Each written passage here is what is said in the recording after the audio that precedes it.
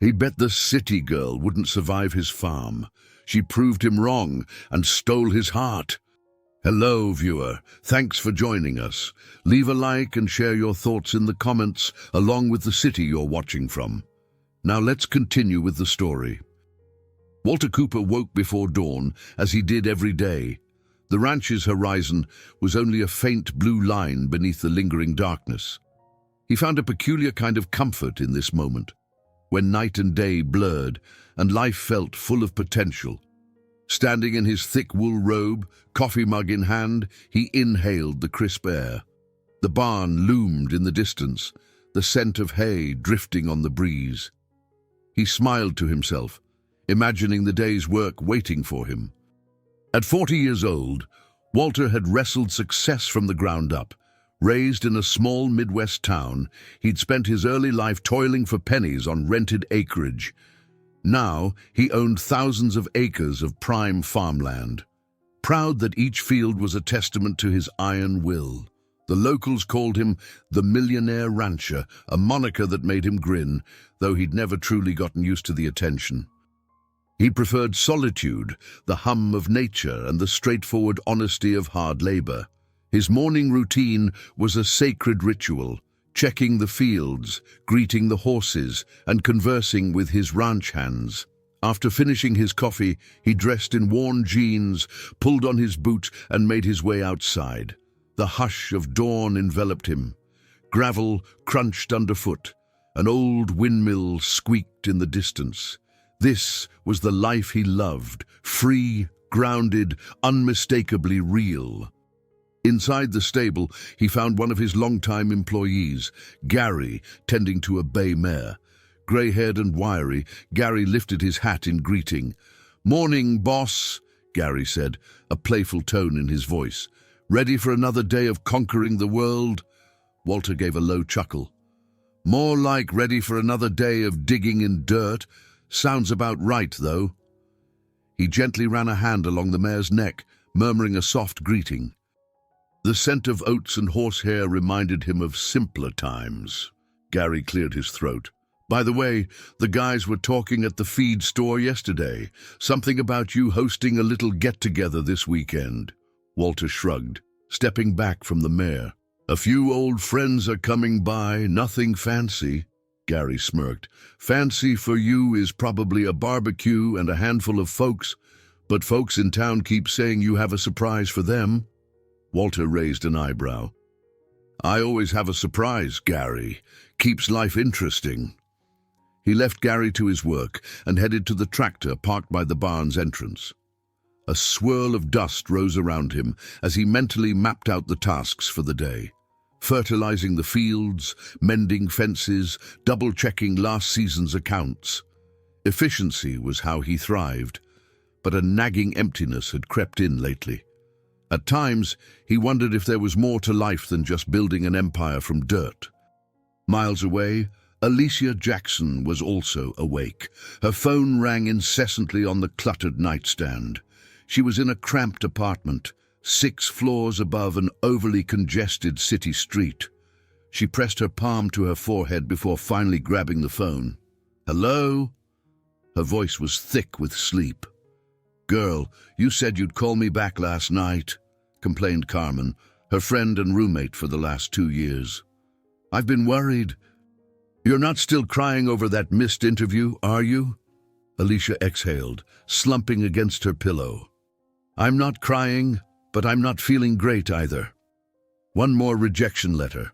One more job that slipped through my fingers." Carmen's voice softened. "You're talented. You just need a break, maybe a fresh start, something out of your comfort zone." "Anything interesting pop up?" Alicia glanced at her laptop, which displayed a half-finished application for a marketing position she wasn't excited about. "Nothing that speaks to me.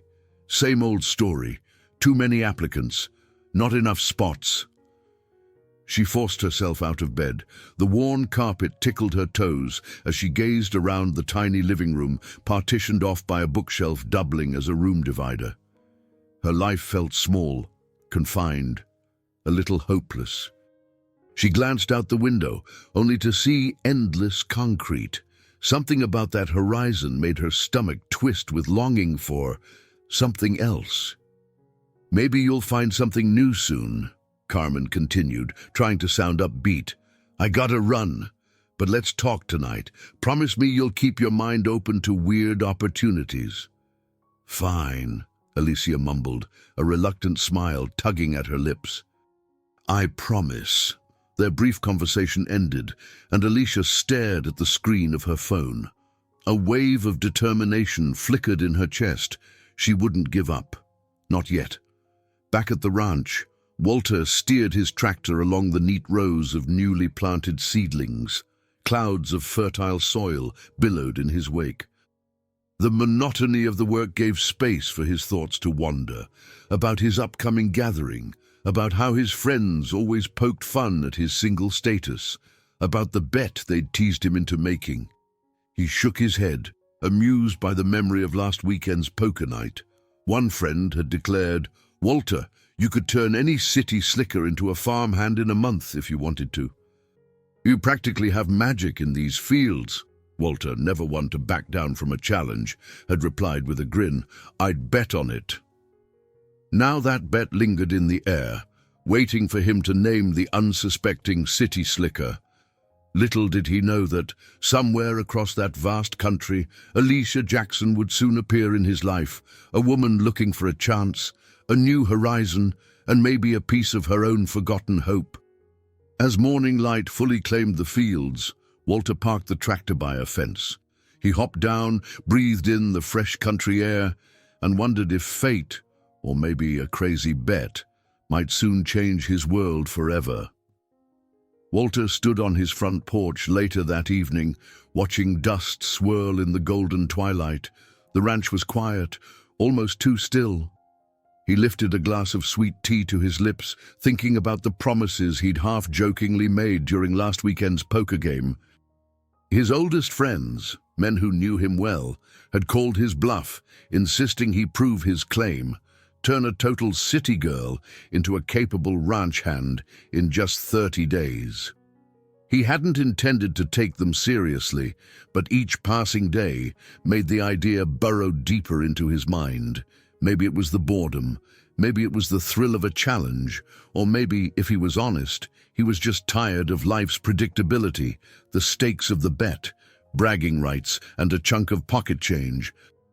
But for Walter, the real thrill was testing if he could still surprise himself. He stepped off the porch and headed toward a small bonfire where a few ranch hands gathered. Smoke curled lazily into the air, and Gary waved him over. "Boss, we were just talking about city folks. You really think they can handle the work out here?" Gary asked, smirking. Walter shrugged. "Some can, some can't." Could be interesting to find out, though. At that same moment, Alicia was hustling across town, weaving through a crowd of tourists as neon signs flickered overhead. Her feet ached in her worn-out heels. She'd been slinging drinks at a local cafe all day, a fill-in job to pay the bills. This definitely wasn't her dream career, but it kept her afloat. With her shift done, she pushed through the glass doors onto a busy street. Yellow taxis honked, and the air smelled like hot pretzels and car exhaust. Alicia paused at a sidewalk vendor selling newspapers and glimmering magazines. One headline caught her eye. "Leave the city behind. Explore the simple life in America's heartland." She stared at the cover photo. A wide-open field, a charming old barn, a sunrise so warm she could practically feel it through the glossy page. Suddenly, she felt a pang of curiosity. What would it be like to escape this concrete sprawl, if only for a while? The notion was absurd, but she couldn't deny the flutter in her chest. She continued home, jostling past impatient pedestrians until she reached her building. Inside, Carmen was perched on the couch. "How was your day, Alicia?" Carmen asked, switching off the TV. Alicia kicked off her shoes with a groan. "Exhausting. Made a few bucks in tips, but I'm dead on my feet." "Well, maybe this'll cheer you up." Carmen held up her phone. "Remember how I said you should stay open to weird opportunities?" I just saw a social media post. Some wealthy rancher's friend is looking for a city woman willing to spend a month on a farm. Crazy, right? They're offering decent money, too. Alicia let out a light laugh. A farm? That's random. Where is this ranch? Carmen shrugged. Somewhere in the Midwest. The post says lodging and meals included, plus a stipend after completing the month. They want someone with zero farm experience so they can train them from scratch. Sounds fishy, but hey, it's money. Alicia's eyes widened. She remembered that magazine cover, The Wave of Longing. You think it's legit? It's from a friend of a friend.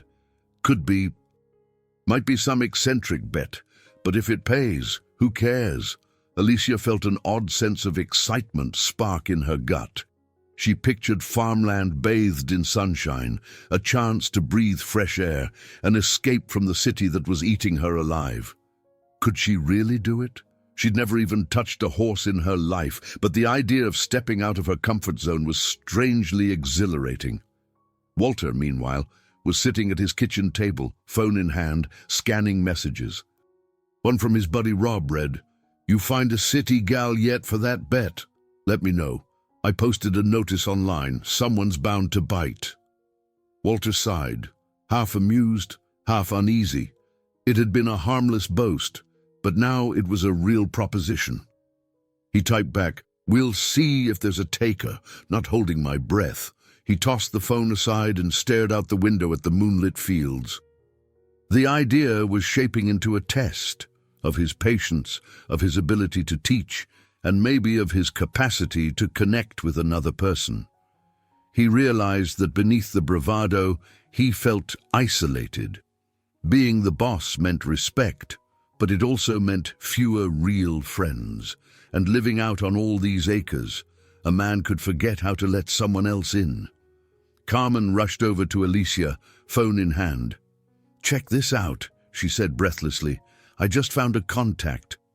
"You can send your info to this email." Alicia's mind whirled, heart pounding in her chest.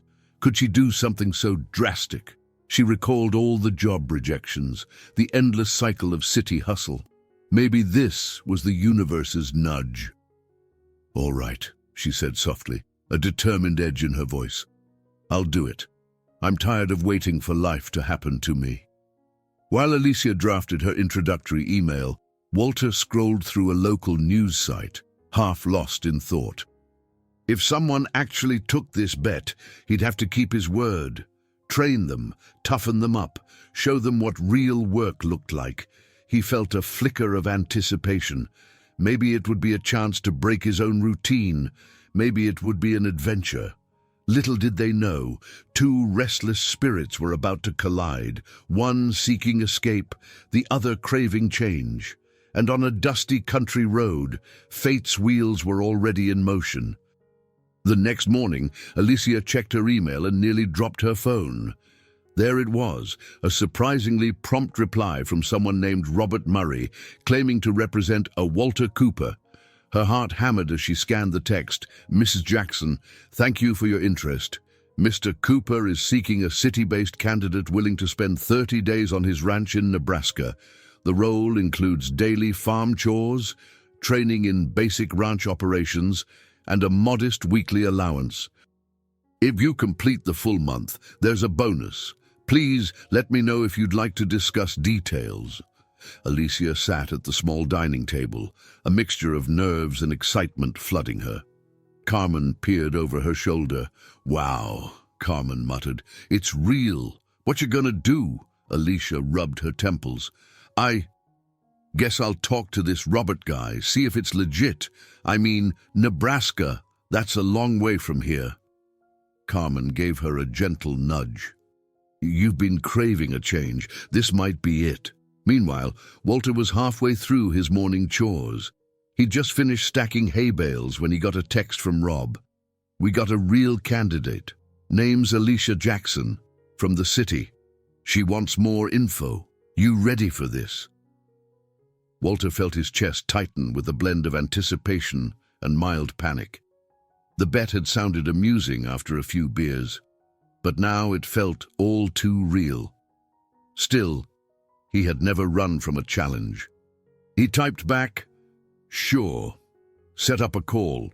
Let's see if she's serious." With that, he wiped the sweat from his forehead, squared his shoulders, and headed for the ranch house, imagining what kind of person would answer such an unusual offer. An hour later, Alicia's phone buzzed. "Hello, this is Robert Murray," the voice said, polite and formal. "I work with Mr. Walter Cooper. He asked me to gather more information from you. Are you available for a quick chat?" Alicia swallowed hard. "Yes, absolutely." "Excellent. Mr. Cooper wants someone with zero farm experience. Could you confirm your background?" Alicia laughed nervously. "I'm about as city as they come. I've never been on a farm, never seen a tractor up close, and I'm not even sure how to saddle a horse." Robert's tone sounded satisfied.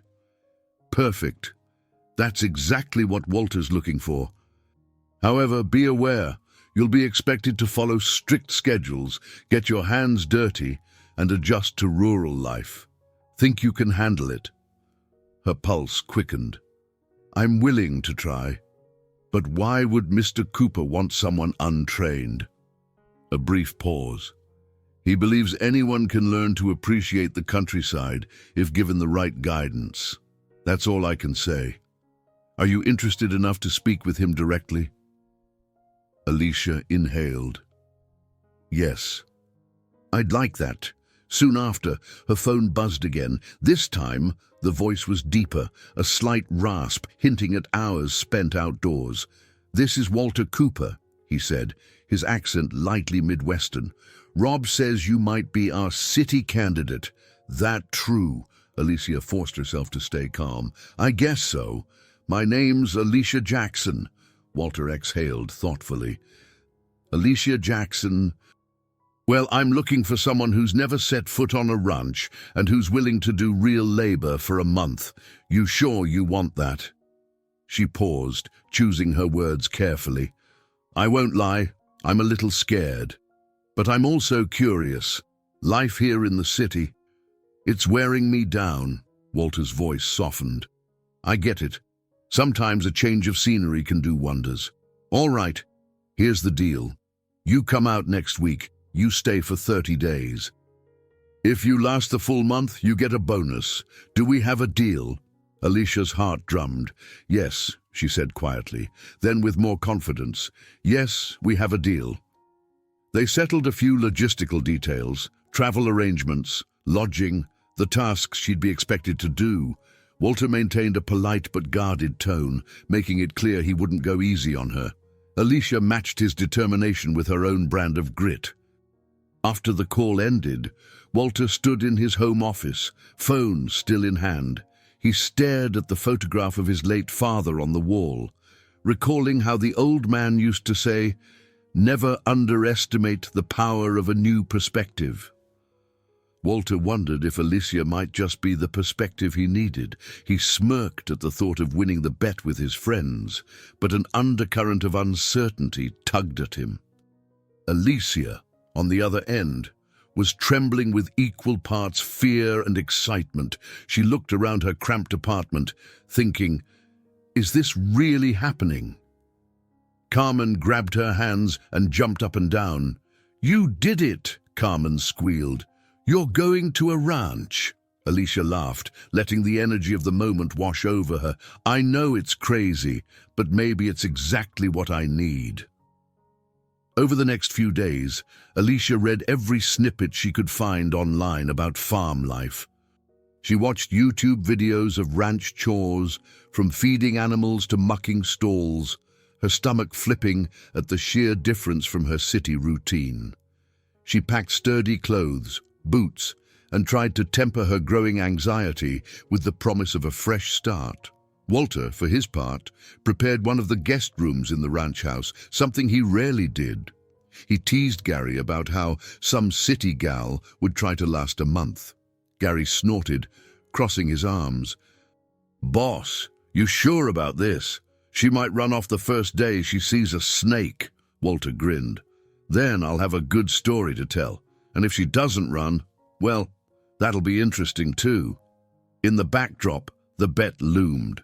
Walter's friends waited eagerly for updates, confident they'd see pictures of a baffled city girl cowering at the sight of a muddy field. Yet beneath the jokes and wagers lay an unspoken possibility that two lonely souls might find something in each other they never expected. True connection. Alicia stood in her bedroom, the dawn light creeping through half-drawn blinds. Two suitcases lay open on her bed, clothes and shoes scattered around as she tried to decide what to pack for an entire month of rural living. Jeans, T-shirts, a couple of flannels she'd picked up at a thrift store, plus sturdy boots she'd never worn. Her heart pounded each time she realized how real this was. Tomorrow, she would be on a plane to Nebraska, somewhere she'd never even considered visiting. Carmen bustled in, holding a small first aid kit and an encouraging grin. "You might need this, you know, in case of scratches or bug bites."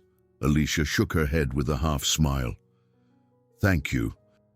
I'm still not sure I know what I'm doing." Carmen placed a hand on Alicia's shoulder. "Listen, you need this. You've been stuck in a rut for too long. Maybe you'll hate it, or maybe you'll love it. Either way, you'll learn something." Meanwhile, Walter paced around his living room, phone in hand, texting Rob. "She arrives tomorrow. Make sure everything's ready." Outside, the ranch hands were buzzing with excitement about the newcomer. Gary laughed, telling stories of city folk he'd seen on TV shows, struggling to adapt to rural life. Walter tried to act nonchalant, but his mind wrestled with a swirl of uncertainties. He had an uneasy feeling he couldn't quite name. Perhaps it was fear of the unknown. What if Alicia turned out to be more of a handful than he anticipated? Or maybe it was something deeper, a worry that letting someone into his world might unearth old vulnerabilities. That afternoon, Walter drove into the nearest town for supplies. He stopped by a hardware store to pick up extra gloves, a sturdy shovel, and some new fence posts. The store manager, Tessa, greeted him warmly. "Haven't seen you in a while, Walt. The ranch keeping you busy?" He nodded, tossing fence posts into his truck bed. "Always, but I'm preparing for a visitor. She's from the city." Tessa raised an eyebrow. "Oh. Got a lady friend coming by."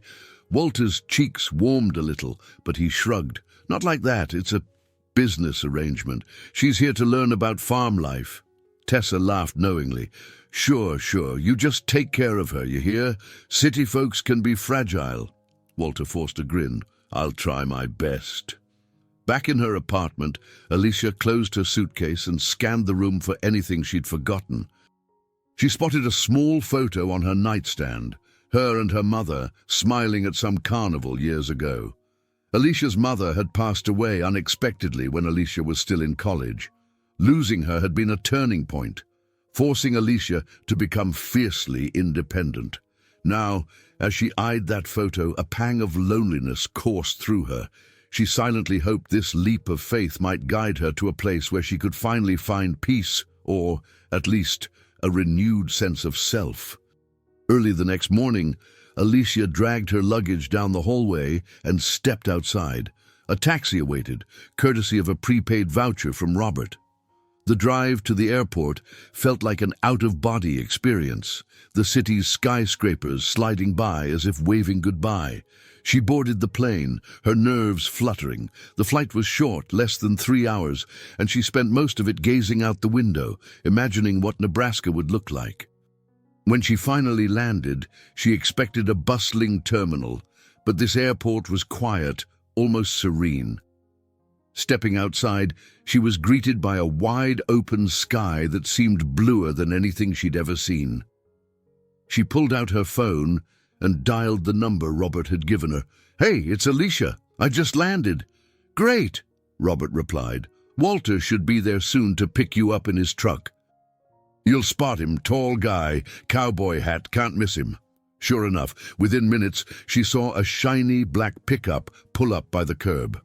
The driver's side door opened, and out stepped a tall, broad-shouldered man wearing a worn leather hat. He scanned the crowd with a confident yet guarded expression. Their eyes met. Alicia felt a quick jolt of energy, something between apprehension and curiosity. Walter approached, tipping his hat slightly. "You, Alicia Jackson?" She nodded, extending her hand. "That's me." He shook her hand, his grip firm. "Walter Cooper, pleasure to meet you. Let me help you with your bags."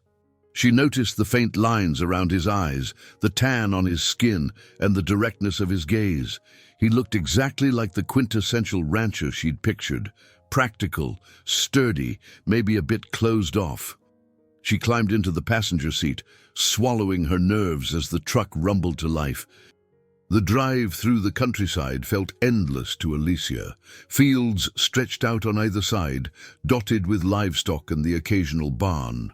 The sky seemed to go on forever. Walter tried to make polite conversation, asking about her flight, her background, her reason for signing up for such a crazy idea. Alicia stumbled through answers, her voice betraying both excitement and worry. He offered a curt nod after each response, and silence settled between them. Eventually, Alicia cleared her throat. "So, is this really about teaching a city person ranch work, or is there more to it?" Walter glanced at her, his expression unreadable. "It started as a bet with friends, if I'm being honest. But I don't do anything half-hearted. Once I say I'll do it, I do it right." She felt a flicker of surprise. "A bet?"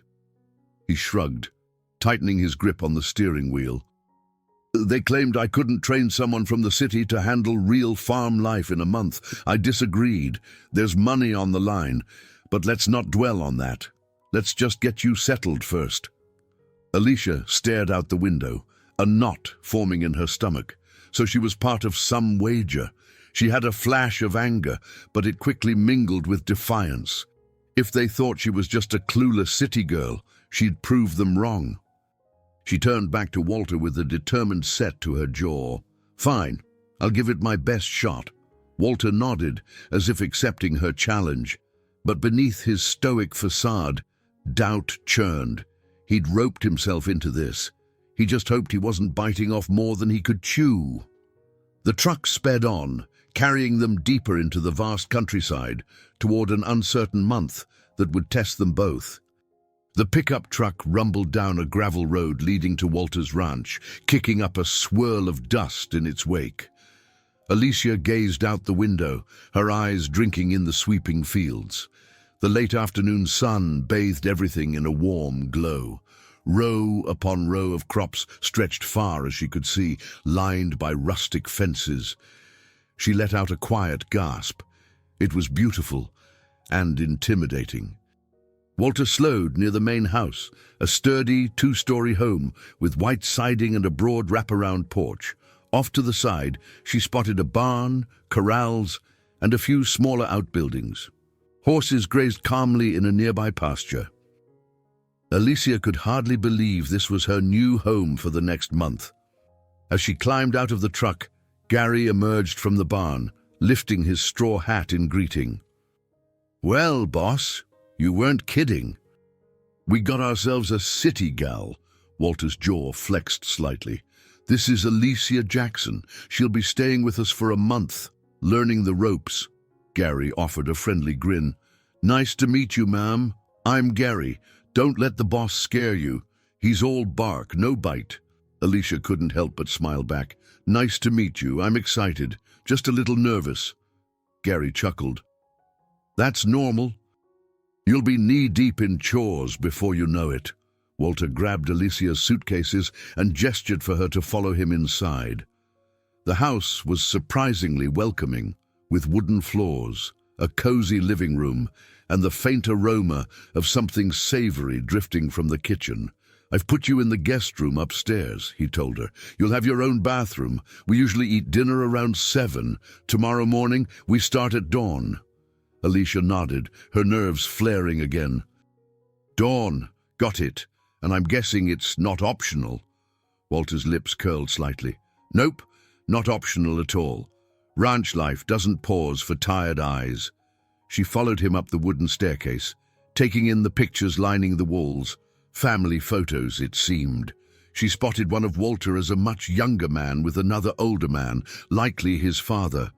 Both wore cowboy hats, broad smiles on their faces. There was a softness in Walter's expression in that photo she hadn't seen yet.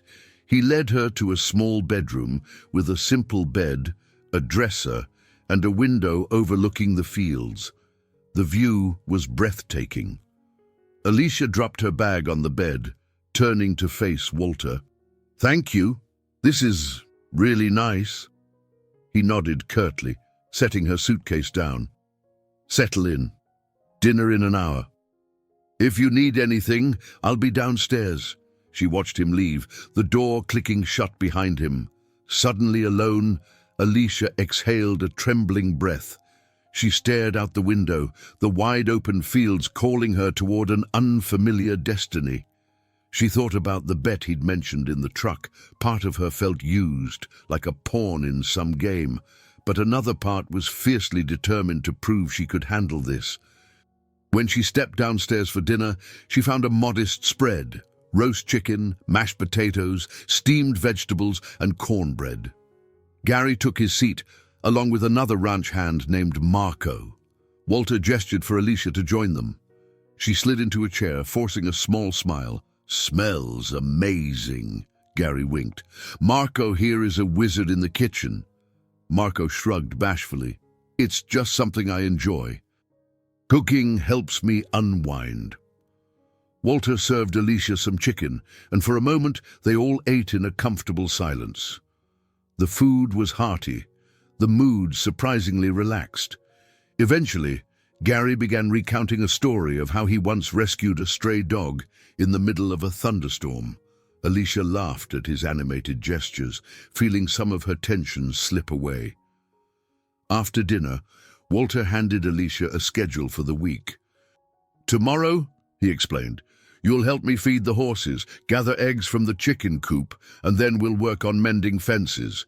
In the afternoon, you'll learn how to check for pests on the crops." Alicia scanned the list, eyebrows climbing higher with each task. "That's a lot." He shrugged. "It's daily life here. You said you wanted in, so here it is." Later, as dusk settled, Alicia stepped outside alone. The sky was painted with streaks of pink and orange. Instead of city lights and honking cars, she heard crickets and the distant lowing of cattle. She felt a tug of wonder and a stab of homesickness all at once. A gentle breeze rustled her hair, carrying the scent of hay. Behind her, Walter appeared quietly. He stood a few steps away, arms crossed, gazing at the same horizon. For a long moment, neither spoke. Finally, Alicia broke the silence. "This place is beautiful." Walter nodded, his voice low. "It can be. Also can be harsh." She glanced at him, noticing the lines of weariness and pride etched into his face. "I'm ready to work, you know. I don't want any special treatment." He looked her in the eye, a flicker of respect in his gaze. "Good. You'll need that attitude." They stood there side by side, strangers sharing a quiet moment that vibrated with possibility. The bet was real, the stakes set.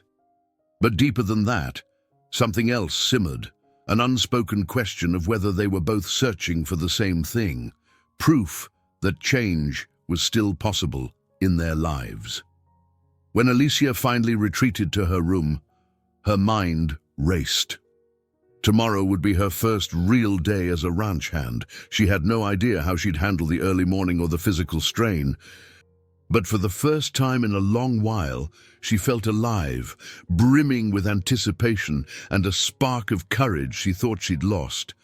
Meanwhile, Walter lingered outside, eyes fixed on the horizon, wondering if he'd opened a door he couldn't easily close.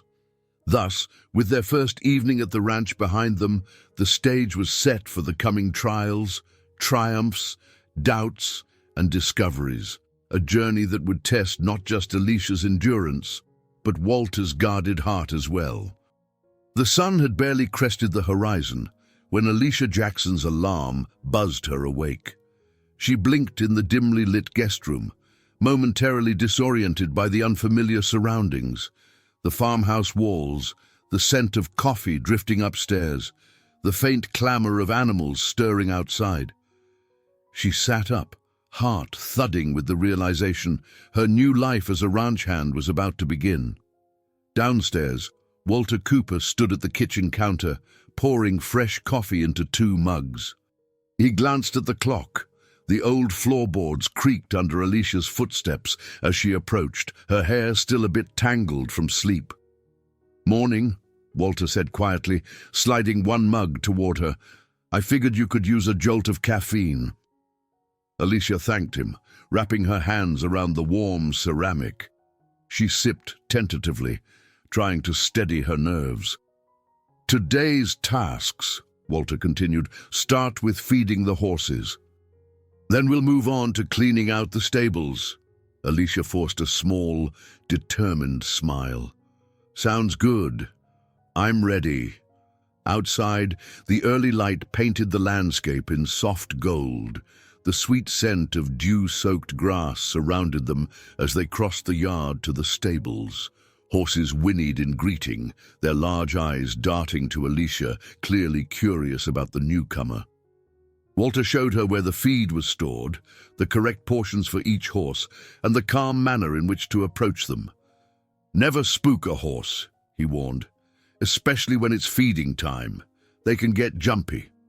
She nodded, carefully following his instructions. Her initial awkwardness left her feeling silly, but she refused to back down. She'd never touched a horse before, and her heart pounded each time one snorted or stamped a hoof. Yajit, the animal's gentle presence, began to melt some of her anxiety. By mid-morning, Alicia was already exhausted. Her arms ached from hauling heavy buckets of water, her hair clung to her forehead in sweaty strands, and she had straw stuck in random places. But a sense of fulfillment coursed through her as she stepped back to admire the freshly cleaned stalls. She'd done something tangible, something she could see. Walter noted her effort with a curt nod, though a faint glimmer of approval softened his eyes. "Not bad for a first day," he said, leaning against a stable wall. "You didn't run screaming out of here, so that's a plus." She laughed, the sound echoing in the wooden space. "I'm not giving up that easily." Gary ambled in, tipping his hat. "Boss, the fencing crew will be here soon to work on that broken stretch by the south field." Walter turned to Alicia. "Perfect timing. You'll ride along in the truck. I'll show you how we handle repairs." Alicia's heart fluttered at the thought of seeing more of the ranch, but the word ride caught her. "Wait, by ride along, you mean in the truck, right?" Walter smirked. "Yes, Alicia. We won't put you on a horse just yet." They climbed into Walter's pickup and bounced across dirt roads, passing wide expanses of tall grass. Alicia felt the dryness in her throat. She was used to city blocks and concrete sidewalks, but out here, everything stretched endlessly in every direction. It was as exhilarating as it was intimidating. When they reached the south field, a small team of workers was already unloading posts and tools from another truck. Walter hopped out and began talking with them, while Alicia lingered, observing the broken fence line. Sunlight sparkled on shards of splintered wood. She reached out to touch the jagged edge, feeling its roughness against her fingertips. Walter glanced over. "We'll replace this entire section. Brace it properly. Think you can handle a hammer?" Alicia took a breath, squared her shoulders. "I can handle a hammer." They spent the next few hours working in the sun, Alicia sweating through her shirt as she tried to keep pace. Walter demonstrated the correct way to drive a nail without bending it, then let her try for herself. The rhythmic pounding of hammers filled the air, accompanied by the murmurs of passing conversations among the ranch hands. Occasionally, someone cracked a joke about Alicia's unsteady form, but she fired back with quick wit and a bright smile that caught them off guard. By lunchtime, her arms felt like they might detach from her shoulders. Yet the fence started to look solid, stable, something she'd had a direct hand in building. A small flicker of pride glowed inside her. They broke for a quick meal under the shade of a large oak tree. Gary handed Alicia a sandwich wrapped in foil. "You're doing all right, Alicia. Most newbies complain like crazy, but you're hanging in there." She chewed gratefully, thirstily sipping cold water from a canteen. "I'm too busy trying not to smash my fingers," she joked. No time to complain. Walter, leaning against the trunk, studied her quietly. "There are people who talk about hard work and those who do it. I respect the doers." Alicia blushed faintly at the compliment, if one could call it that. As the day wore on, the Nebraska sun beat down on them without mercy. Alicia's skin grew warm, and she realized she'd need better sun protection. By late afternoon, the fence stood complete. The final nails were driven in, and the ranch hands started packing up. Alicia winced as she stretched her aching back, but a sense of accomplishment radiated in her chest. Walter motioned her over, his voice calm and low. "Not bad, city girl. Head back, wash up, then we'll talk about tomorrow's plan at dinner." She brushed a stray piece of straw from her hair and nodded, exhausted but content. "Sounds good, boss," she teased, echoing Gary's manner of address. A ghost of a smile touched Walter's lips. He turned away, scanning the horizon as if searching for something in the distance, but Alicia sensed a subtle shift in his demeanor. He was beginning to let her in, step by cautious step.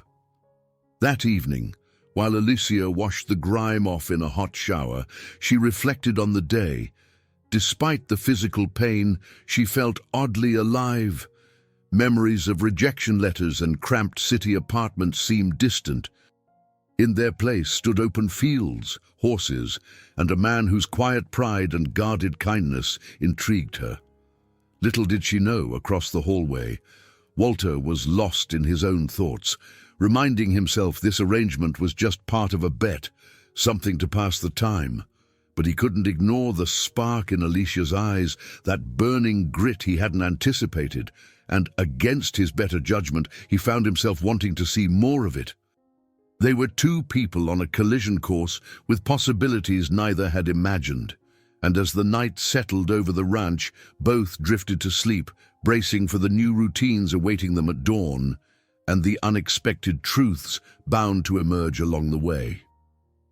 The second day on the ranch began much like the first, with the shrill call of Alicia's alarm and the promise of backbreaking tasks. She rubbed sleep from her eyes, wincing at the lingering soreness in her muscles, then trudged downstairs to find Walter already in the kitchen. He was placing 2 plates of scrambled eggs and bacon on the table. "Morning," he said, nodding toward a seat. "Morning." Alicia dropped into the chair, grateful for the hot meal. "So, what's on the schedule today?" Walter took a sip of coffee.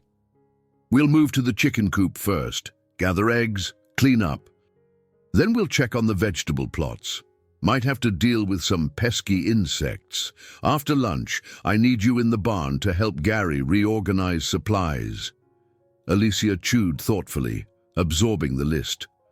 "I've only ever seen eggs in cartons at the store. Any chance these chickens will attack me?" she asked, half joking. Walter shrugged, a ghost of a smile curving his mouth. "They're not aggressive, but they can peck. Wear gloves, move slowly, and you'll be fine." After breakfast, they headed to the chicken coop. The air smelled of straw and feed, and the soft clucking of hens filled Alicia's ears. She tried to mimic Walter's calm approach, reaching into a nesting box to retrieve a warm egg. The hens squawked indignantly, causing Alicia to jerk back, nearly dropping her prize. Walter chuckled from across the coop. "You'll get used to it," he said. "They're just territorial. Don't take it personally." Steadying her nerves, Alicia managed to gather a small basketful. By the time she emerged, her cheeks were flushed with a mix of effort and triumph. "Not so bad," she said under her breath, earning an approving nod from Walter. Next came the vegetable plots, neat rows of lettuce, tomatoes, peppers, and cucumbers. Walter crouched by a row of tomatoes, pointing out tiny holes in the leaves. Looks like caterpillars. We try to keep pesticides minimal, so we'll remove them by hand when possible. Alicia wrinkled her nose. Picking off bugs by hand wasn't in the flyer? He raised an eyebrow. You want to eat clean produce or chemical-laden stuff? Fine, she relented, mustering her courage to remove a plump green caterpillar from a leaf, dropping it into a small container. She couldn't help but feel a pang of guilt. At least they're kinda cute, she murmured. Walter huffed a low laugh. You might be the first person here who finds them cute. An hour later, Alicia's gloves were smeared with dirt and her hair clung to her forehead in damp curls. She felt oddly proud of herself. This was real work, immediate results, immediate impact. Her old life, filled with crowded sidewalks and electronic job applications, felt far away. They took a brief break for lunch, joining Gary and Marco at a picnic table under a large elm tree. Marco had made sandwiches again, which Alicia devoured with gusto. How's it going, new girl? Marco teased, passing her a canteen of water. Alicia grinned. I'll spare you the details, but let's just say I have a new respect for caterpillars. Gary tossed his napkin aside. Wait till we introduce you to the goats. They're a whole different level of trouble. Walter cleared his throat. Let's not scare her off just yet. After lunch, Alicia followed Gary to the barn, where dusty shelves and overflowing bins greeted them. She swallowed a groan. Gary pointed at the maze of tools, ropes, and stacked bags of grain. We need to reorganize everything so we can find what we need quickly. Start by labeling the bins, sorting out what's expired, what's broken, and what belongs in storage. Alicia set to work, rummaging through the chaos. She sneezed a few times from the stirred-up dust, but gradually she started seeing the barn transform into a more efficient space. She even discovered a small stash of old photographs tucked away in a battered box, snapshots of the ranch from decades ago, including a younger Walter standing next to a tractor, looking determined and far less guarded. As the afternoon sun dipped lower, Gary clapped her on the shoulder. You did good. The barn's already looking better, Alicia grinned, feeling a wave of pride. Thanks, it's actually kind of satisfying seeing the before and after. He tipped his hat. That's ranch life. You get to witness real progress, day by day. Later, back in the house, Alicia took a moment to call her friend Carmen. She wandered onto the porch, phone in hand, watching shadows stretch across the fields. How are you, city slicker? Carmen's voice crackled through the line. I'm filthy, sweaty, and sore, Alicia replied, a smile evident in her tone. And oddly happy? Carmen chuckled. That's the best news I've heard all week. You sound more alive than you have in months. Think you'll stick it out? Alicia glanced at a tractor in the distance, driven by Walter. The man looked like part of the land itself, steady, unflinching. I'm going to try. Something about this place is grounding, but it's not easy. I still have to remind myself why I came. Carmen's voice softened. Because you needed a change, and maybe because you're meant to be there. They wrapped up the call, and Alicia lingered on the porch steps, letting the evening breeze cool her skin. Moments later, Walter appeared behind her, removing his hat to run a hand through sweat-dampened hair. Long day, he said, settling onto the porch railing. You're telling me, she shot back, though her grin was playful. He regarded her quietly. You're picking things up quicker than I thought. Alicia's heart fluttered at the compliment. Thanks. I'm still worried I'll do something wrong, like let the chickens escape or overwater the garden. Walter's gaze drifted toward the horizon. Mistakes happen. You learn, move on. Something in his voice carried a faint sadness, a subtle note of regret. Before she could ask more, he shifted off the railing and offered her a curt nod. Get some rest. Tomorrow's another early one. She watched him disappear into the house, intrigued by the unspoken weight in his tone. There were layers to Walter Cooper that she hadn't expected, and she wondered if the next few weeks would peel them back, one day at a time. With the sky darkening above, Alicia breathed in the sweet country air. Her muscles ached, her clothes still dusted with straw, yet she felt a renewed sense of purpose. This was a new chapter, full of learning curves, physically, emotionally, and maybe even romantically. By day 3, Alicia had developed a cautious confidence in her tasks, enough to feed the horses without flinching, to gather eggs without fleeing the coop, and to toss bales of hay, albeit clumsily, onto a trailer. Yet every muscle in her body screamed in protest each night. One afternoon, Walter asked her to assist with a new job, caring for a broodmare named Rosie, who was due to foal in a matter of weeks. The large chestnut mare had a gentle demeanor, but she was protective of her growing belly. Walter guided Alicia to Rosie's stall. "She needs regular brushing and a calm presence," he explained. "Mares can be moody when they're pregnant, so move slow." Alicia reached out with cautious hands, softly brushing Rosie's flank. She felt the horse's warmth beneath the brushstrokes, the rhythmic heave of her breath. A sudden pang of tenderness washed over Alicia, reminding her of how fragile life could be. Walter hovered at the edge of the stall, arms crossed, watching. "Keep going. She seems to like your touch." Alicia glanced over her shoulder. "It's kind of amazing," she said softly. "I never realized how... Living on a ranch means you're surrounded by life all the time." Walter's gaze flickered. "That's the draw for me. You see birth, growth, hard work. It's real." They finished brushing Rosie, refilled her water, and checked her feed. Alicia turned to leave, but Walter cleared his throat. "I need your help with one more thing. Gary's out fixing a tractor, so you're the only one left." Her pulse sped up. "Sure. What is it?" He led her to a nearby hayloft. The air smelled of dust and dried grass. A tall ladder led to an upper level packed with bales. "We have to clear a path up there, toss down any old bales. Think you can handle climbing?" Alicia eyed the ladder warily but nodded. "I'll manage." Once up top, they navigated the narrow space. Walter pointed to a stack of bales that needed replacing. Together, they pried them loose, tossing them down onto the barn floor.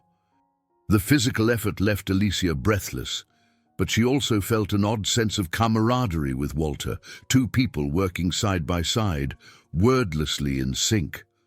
When the last bale was pushed over, Alicia leaned against a beam, panting, her shirt clinging to her back. Walter paused, his chest rising and falling with effort. He removed his gloves, then ran a hand over his forehead. "Not bad," he murmured. Alicia met his eyes. "You say that a lot." "Not bad? Is that your highest form of praise?" A faint smirk touched his lips. "Maybe I'll surprise you one day with something more enthusiastic." The moment stretched, a fragile quiet between them. Alicia felt her cheeks warm, and she realized she was seeing a rare glimpse of Walter without his guarded demeanor, just a man who worked hard, who might be lonely, who might be more than a simple rancher. Before she could speak, a sudden slip of her foot caused her to lurch sideways, grabbing onto the beam for support. Walter lunged forward, steadying her with a firm grip on her arm. "Careful," he admonished, voice laced with concern. Alicia's heart hammered. "Thanks," she breathed, shaken by how close she'd come to tumbling off the loft. Walter's hand lingered a moment longer than necessary, and when he pulled away, she sensed the tension between them, unspoken but electric. They climbed down in silence, disposing of the old bales outside. Gary ambled over, wiping grease from his hands. "Looks like you two got quite the workout," he observed, with a mischievous grin. Alicia rolled her eyes, trying to hide her flushed face. "Yeah, thanks for missing all the fun." After a quick break to hydrate, Walter announced he had errands to run in town. offering Alicia the chance to ride along. She hesitated, but curiosity won out. She'd only seen the small farm lanes. The local town was still a mystery. The 20-minute drive was filled with the hum of the truck engine and a comfortable quiet. Alicia gazed out the window at fields fading into smaller homesteads, then eventually to a modest main street with a few shops, a diner, and a hardware store. Walter parked outside a feed supply store. "I'll be quick. You can browse if you want."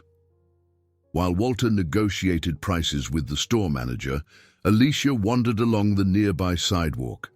A quaint bookstore caught her eye. Through the window display, she glimpsed a cozy interior lined with shelves of second-hand novels. Stepping inside, she breathed in the comforting aroma of old pages. She couldn't resist picking up a worn copy of a classic romance novel, its edges frayed, the cover art faded. As she skimmed the first page, she thought about the feeling she got earlier in the loft when Walter had steadied her. It was ridiculous, she told herself. This was just a temporary gig, a bet for him, a chance for her to earn some money and escape city life for a while.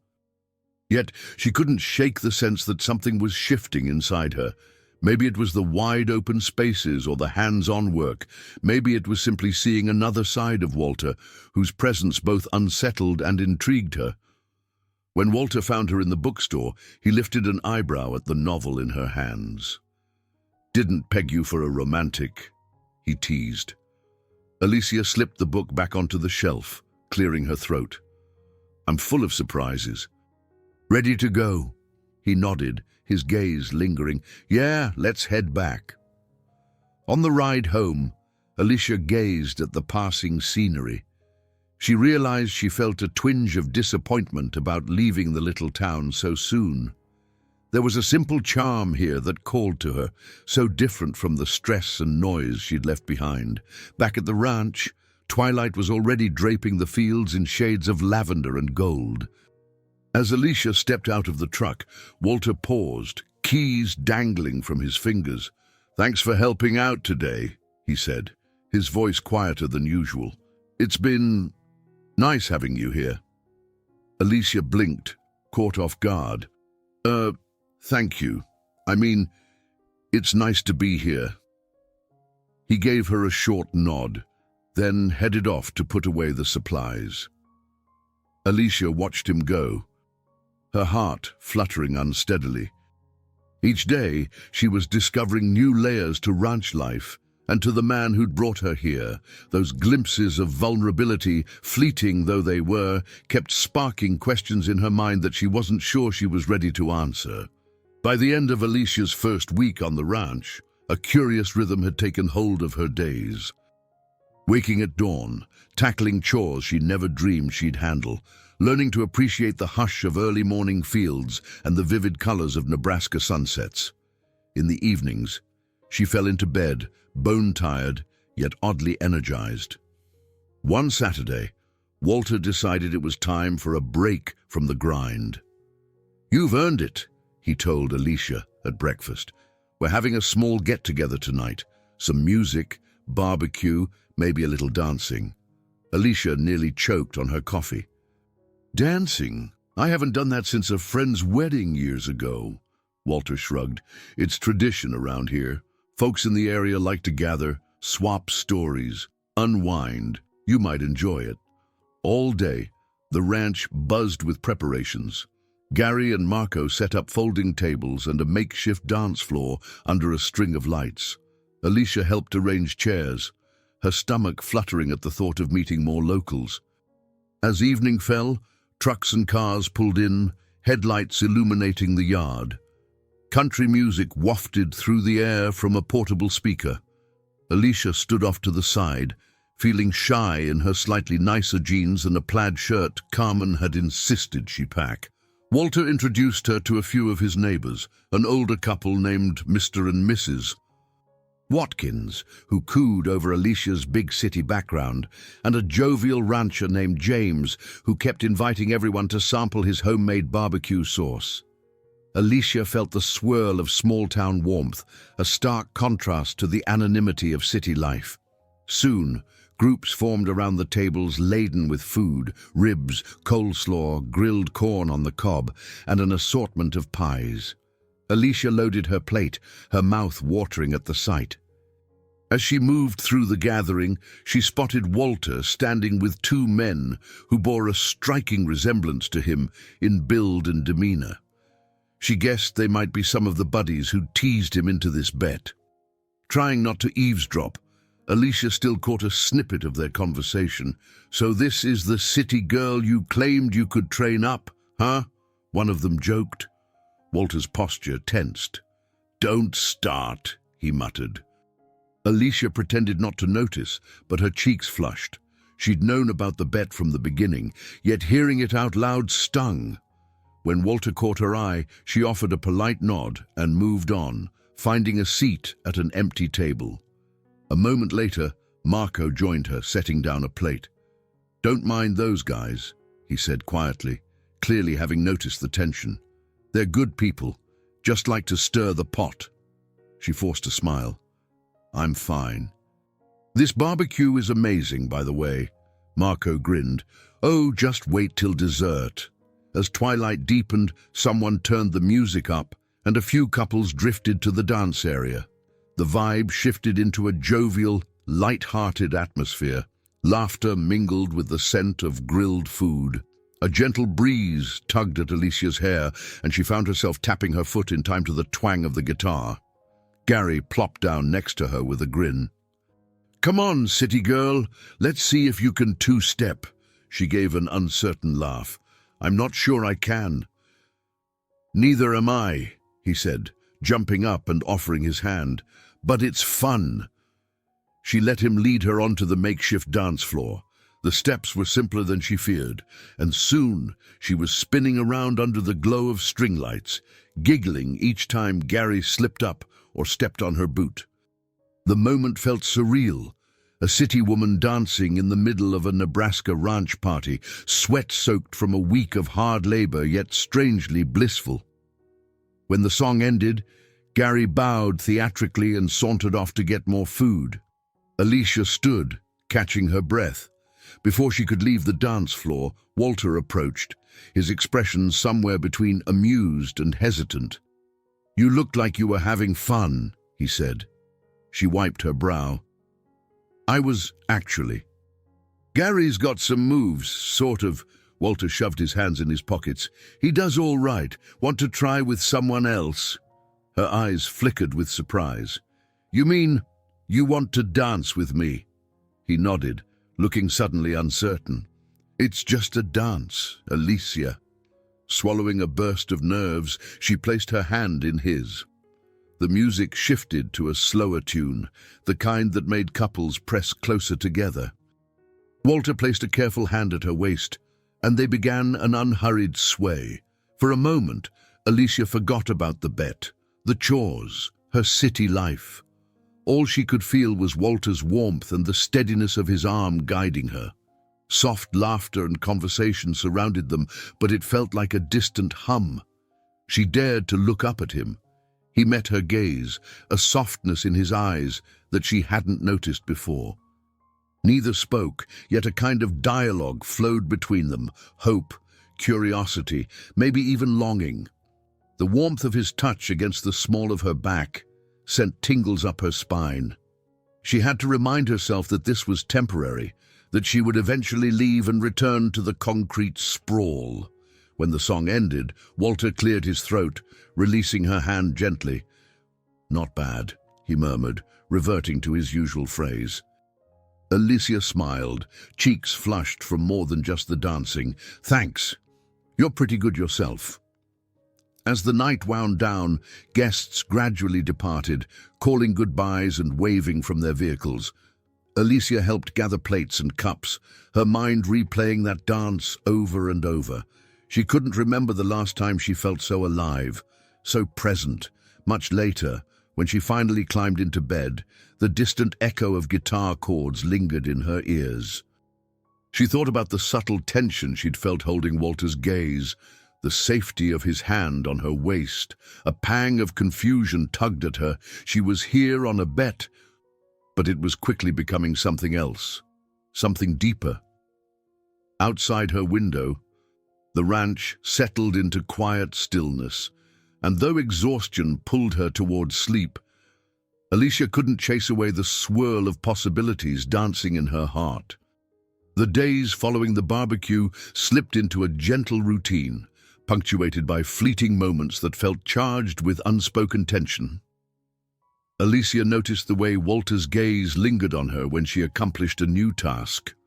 She caught herself blushing when she remembered how his hand felt against her back during the dance. A week and a half into her stay, she woke early to find Walter waiting by the truck, engine idling. "Come on," he said, tipping his hat. "We're checking on the far fields today." She hopped in, curiosity piqued. "We've never gone that far before." "What's out there?"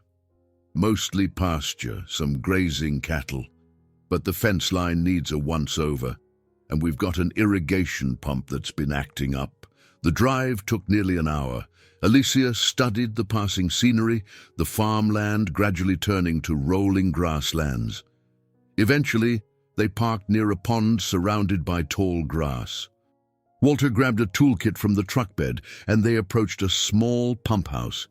"Let's see what's going on," he said, kneeling down to check the equipment. Alicia crouched beside him, handing him wrenches or screwdrivers as requested. The midday sun beat down, and Alicia wiped sweat from her brow. Despite the heat, she found the moment oddly tranquil. Just the two of them, the sound of insects buzzing, and the steady rumble of water flowing through irrigation pipes. After an hour of tinkering, Walter exhaled in frustration. "This pump might need a new part. I'll have to order it." He stood, stretching his back. Alicia glanced around at the vast expanse of land, noticing a lone oak tree a short distance away. "It's beautiful here," she murmured. "I didn't know Nebraska could look like this." Walter nodded. "People underestimate it." They strolled over to the oak tree, seeking respite from the sun. Walter set the toolkit aside, pulling out 2 water bottles from a small cooler. Alicia took one gratefully, gulping down the cool liquid. He looked up at the branches swaying overhead. "I used to come out here with my dad when I was a kid," he said, his voice uncharacteristically soft. "He taught me how to fish in that pond." Alicia felt a gentle warmth spread through her chest. "Do you still fish?" Walter shook his head. "No time, really. After he passed, I got caught up in running the ranch." She hesitated, then ventured, "Is that why you work so hard, to keep his legacy alive?" He paused, the lines on his face deepening. "That's part of it, but sometimes I think I just bury myself in the work to avoid feeling anything else." His honesty caught her off guard. She studied him, noticing the flicker of vulnerability in his eyes.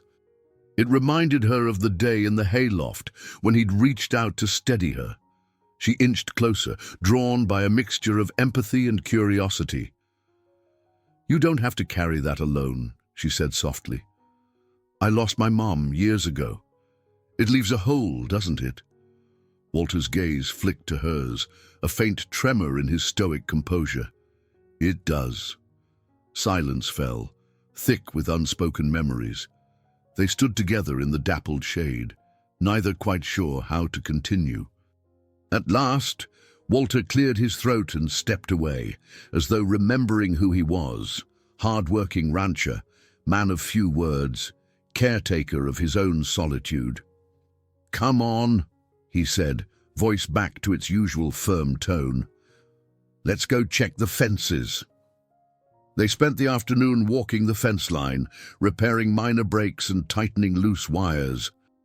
With each task, Alicia found herself increasingly aware of Walter's presence, how his voice grew softer when he explained a technique, how his body radiated a quiet strength. A tension hummed in the air, as though they both sensed something was shifting between them, a midpoint neither could ignore. By late afternoon, they finished the last section of fencing.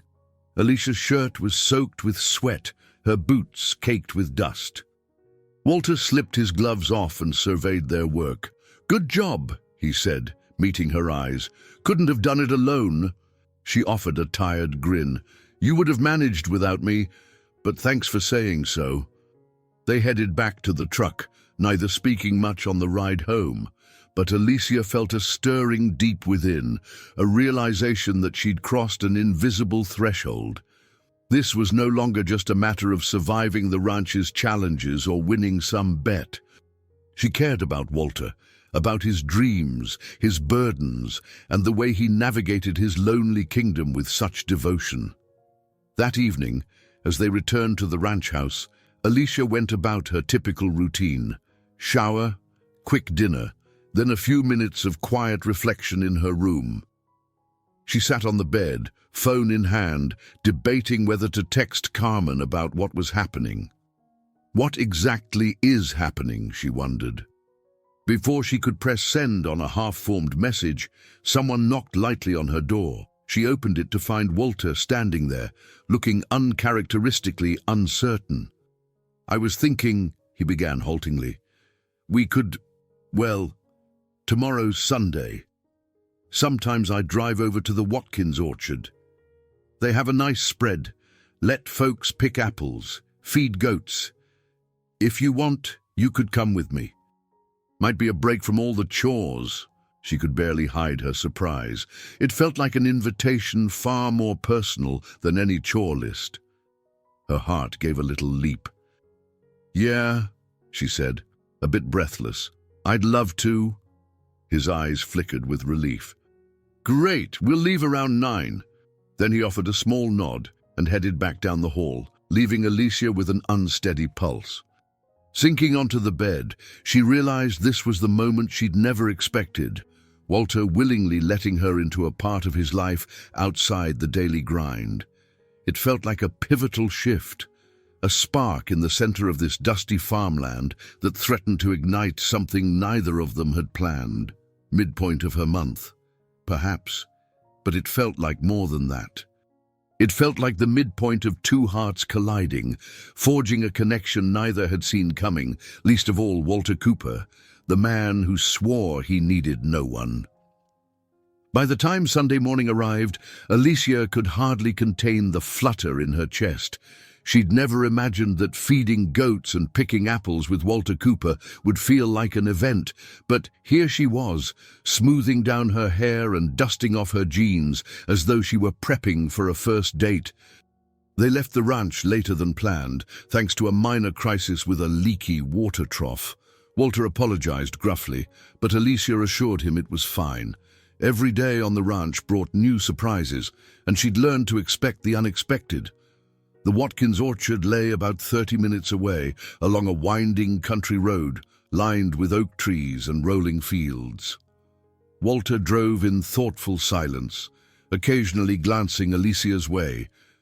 She pretended not to notice his quick sideways looks, focusing instead on the scenery that had become both familiar and dear. When they arrived, Mr. and Mrs. Watkins greeted them like old friends. Alicia remembered meeting them at the barbecue, Mr. Watkins with his wide-brimmed straw hat and Mrs. Watkins with her warm, ever-present smile. They ushered the pair through rows of apple trees, heavy with red fruit, into a small petting area where a half-dozen goats roamed behind a rustic fence. "Oh, they're adorable," Alicia breathed, leaning over to scratch one goat's chin. It nibbled curiously at her sleeve, and she giggled, stepping back. Walter hung back, arms crossed over his chest, smiling faintly. "They can be little troublemakers. You watch, if there's a loose latch, they'll find it." A few other visitors milled around, families with young kids, an elderly couple strolling hand in hand. Alicia felt oddly self-conscious standing next to Walter, as though people might assume they too were a couple. The thought sent a pleasant but disconcerting buzz through her body. They spent the next hour picking apples, the air fragrant with sweet fruit. As Alicia reached overhead to pluck a particularly shiny apple, Walter came up beside her, steadying the branch so it wouldn't snap back. Her pulse quickened at his nearness. "Thanks," she murmured. "No problem," he replied quietly, his gaze lingering on her for a moment before he moved away. After filling a small basket, they strolled through the orchard's far end, where the Watkins kept a picnic table under a sprawling oak. Mrs. Watkins had set out a pitcher of lemonade, urging them to rest a bit. Alicia gratefully sank onto the bench, brushing stray leaves from her jeans. Walter joined her, placing the basket of apples on the table. Mrs. Watkins bustled over.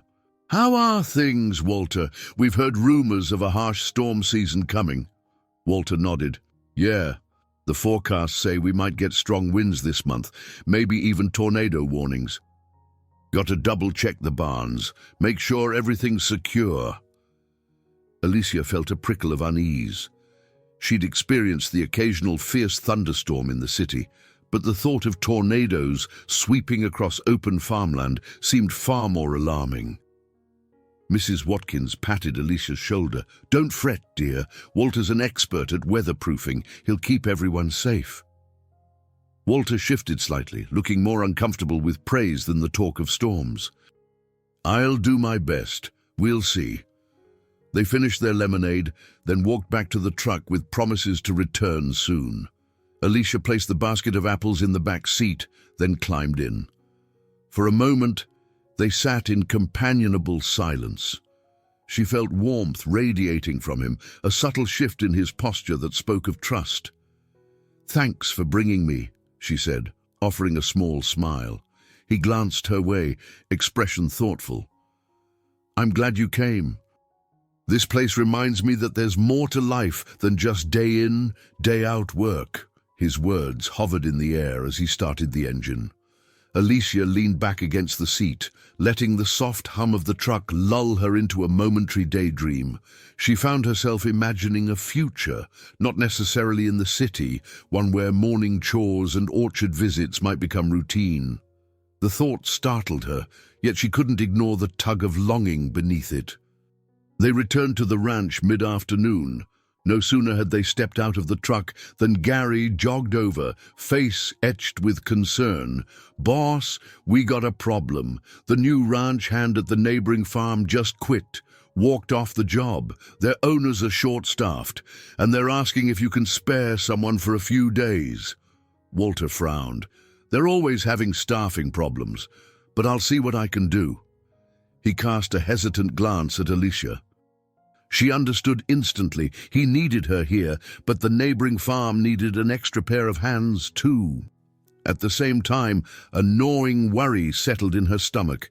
The region's upcoming storms, the ranch's normal workload, it all felt like a rising tide of demands. That evening, the mood at dinner was tense. The ranch crew discussed how to juggle extra responsibilities. Alicia quietly offered to help at the neighboring farm, but Walter shook his head. "You've come a long way, but you're still learning. I need you here, especially if the storm warnings get serious." An odd sense of relief spread through her at his words. He wanted her close, whether for practical or personal reasons. But the feeling was overshadowed by the new weight of worry in the air. It felt like the calm before a storm, both literally and metaphorically. Later, in her room, Alicia opened her laptop to check the weather forecast. Sure enough, the screen was dotted with ominous red and yellow bands predicted to strike the region next week. The ranch was more vulnerable to nature's fury than any place she'd ever lived. She closed the laptop and tried to sleep, but a restless energy kept her mind whirling. Change was in the wind. She could feel it in the orchard breeze, in Walter's quiet gestures, in the sky that seemed to churn with gathering clouds. The stakes were growing, and she suspected that soon everything, her newfound sense of belonging, the fragile bond between her and Walter, would face a critical test she wasn't sure she was ready to face. Tension gripped the ranch in the days that followed. News reports spoke of a developing weather system that could unleash tornadoes across the region. While nobody panicked outright, an undercurrent of anxiety ran through every conversation. The ranch hands worked extra hours, boarding up windows in older structures and reinforcing the barn roof. Alicia did her part, lugging heavy equipment, fetching supplies, and double-checking emergency kits. Her city upbringing had never prepared her for the possibility of tornado sirens or huddling in storm cellars. Yet she found a curious solace in the ranch's unity. Everyone pulling together, a collective resilience. Walter was everywhere at once, overseeing repairs, calling suppliers, even scouring local forecasts on his phone, although he rarely trusted them. "Storms have a mind of their own," he'd mutter. "They can shift in minutes." Alicia watched him with a mixture of concern and admiration. He carried the weight of responsibility for acres of land, livestock, and the people who relied on him. One afternoon, while she helped Marco secure loose doors on the barn, she noticed Walter in a hushed conversation with two men from the next county. Their pointed gestures and grim faces suggested something was amiss. After they left, Alicia approached Walter, wiping sweat from her brow. "Everything okay?"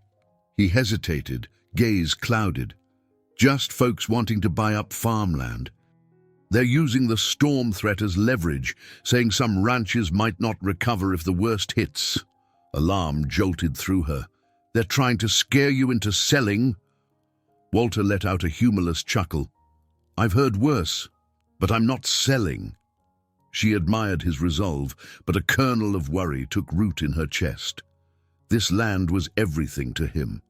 Could a powerful enough storm or a big enough threat really force him to let it go?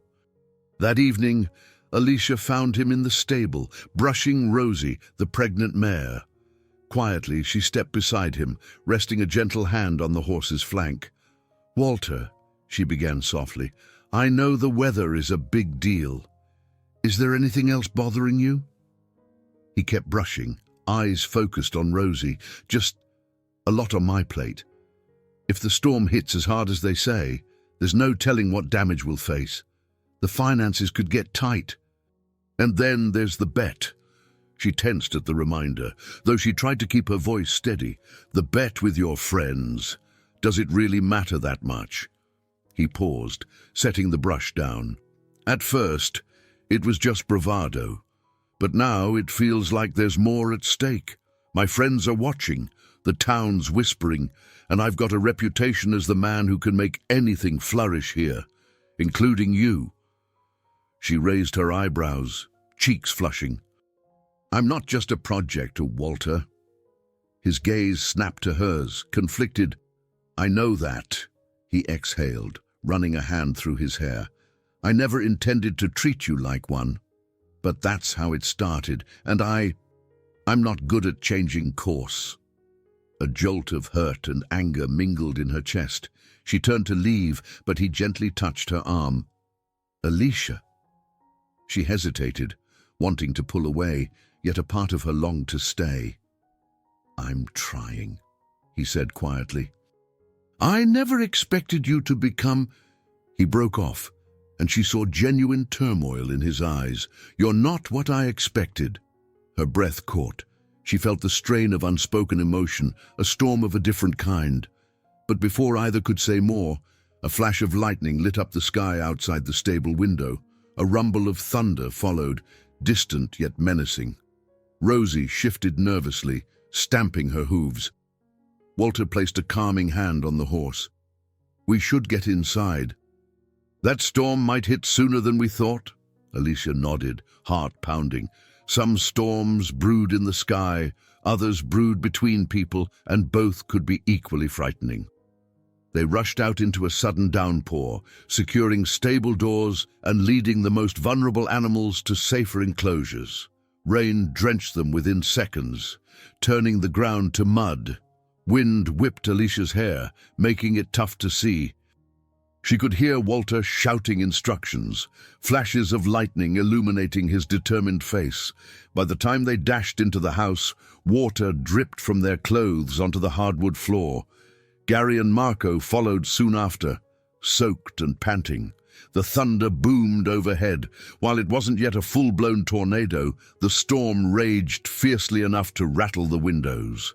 Huddling in the living room, they listened to weather reports and scanned local alerts. The sirens didn't go off, but the wind howled outside, testing their fortifications. For over an hour they waited, tensions strung tight as wire. Finally, the worst passed, leaving only a steady rain. When Alicia peered out the window, she saw a few broken tree limbs, but the structures appeared intact. Relief flooded her. Walter exhaled slowly, shoulders sagging. He caught her gaze in the dim lamplight. For a moment, neither spoke. The unspoken connection between them loomed large, and so did the uncertainties swirling around them. "Storm's eased," Gary said, flipping off the TV. "We should check the property at first light. No sense stumbling around in mud and darkness." As everyone trudged to change out of wet clothes, Alicia retreated to her room, heart heavy with unresolved questions. The storm outside had diminished, but inside, her emotions swirled. Anger at being someone's bet, confusion over Walter's sincerity, worry over the future of the ranch. Bad omens indeed. She sensed that more challenges lay ahead, ones that might shake loose every fragile bond she'd begun to form in this place she was starting to call home. At sunrise, Alicia and the ranch hands surveyed the aftermath. Broken branches littered the property, puddles pockmarked the fields, and a section of fencing near the chicken coop had toppled. Still, the damage was far less severe than it could have been. "This fence can be patched up quickly," Gary announced, relief evident in his voice. "Glad we reinforced it last week." Walter nodded, rolling his shoulders. "We'll fix it today. Alicia, you go with Marco to check the fields. Make sure none of the crops are flooded." She grabbed her boots, still caked with mud from last night, and followed Marco out. The air was cooler, fresh with that post-storm clarity. Yet a tightness lingered in her chest, the memory of her conversation with Walter in the stable echoing in her mind. Marco whistled low when they reached the fields. Several rows of lettuce and tomatoes had been flattened by the wind, and muddy water glistened in the furrows. "That's a shame," Alicia murmured, kneeling to inspect the leaves. "Some of these might recover, right?" Marco shrugged. "Hard to say. We'll salvage what we can. Worst case, we'll replant." They worked methodically, propping up stakes, clearing debris, scooping out excess water. Alicia poured her frustration into the labor, welcoming the physical exertion that forced her mind to quiet. By mid-morning, she was soaked in sweat, hair plastered to her forehead. But the sense of accomplishment, even amid ruin, buoyed her spirit. This was the ranch way. Face adversity head-on. At lunchtime, she trudged back to the house. The living room bustled with voices. Walter had apparently invited a few neighbors to help fix fences, and the place buzzed with new energy. Determined to be useful, Alicia prepared sandwiches, distributing them among the crew. At one point, she crossed paths with Walter in the hallway. He paused, removing his hat. "Hey," he said quietly. "Hey," she replied, juggling a plate of sandwiches. His gaze flicked to the food, then back to her face. "Thank you for all you're doing." She nodded, but before she could respond, one of Walter's neighbors, an older man named Clay, stepped in with a question about the fence. Just like that, the moment dissolved. Alicia turned away, uncertain whether she felt relieved or disappointed. The afternoon brought more work. Alicia joined Gary in repairing the collapsed fence boards behind the chicken coop. Sweat trickled down her temple as she hammered nails into fresh wood. "So," Gary said casually, "you and the boss doing okay?" She winced, nearly hitting her thumb. "Why do you ask?" Gary shrugged. "He's been quiet." "Well, quieter than usual. Figured something might be up." Alicia debated how much to share. Gary was friendly but also a longtime confidant of Walter. Finally, she sighed.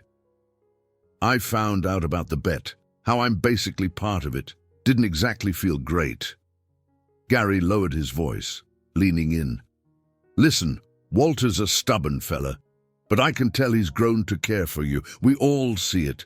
The bet might have been the excuse, but I don't think that's what's driving him now. Her heart pounded. I'm not sure how to believe that.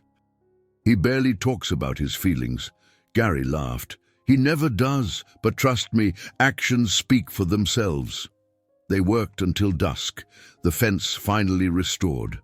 By the time they'd packed up tools, Alicia's arms trembled with exhaustion. She made her way back to the house, longing for a shower and a moment of calm. Inside, she found a small note pinned to the fridge. Alicia, I'm driving into town to pick up more materials. Back soon. Walter. A flicker of disappointment stirred in her stomach. She wasn't sure why. Perhaps she'd hoped they could talk today, clear the air. Instead, she grabbed a quick snack and headed upstairs, intending to wash away the grime of the day. When she emerged from the shower, her phone buzzed with a call from Carmen. Hey, stranger, Carmen greeted cheerily. How's life on the ranch? Alicia sank onto the bed, hair damp, a hint of longing in her voice. Complicated. There was a big storm, some damage, and I found out that my presence here was basically a bet, though I guess I knew that. Carmen sighed. Right, that bet.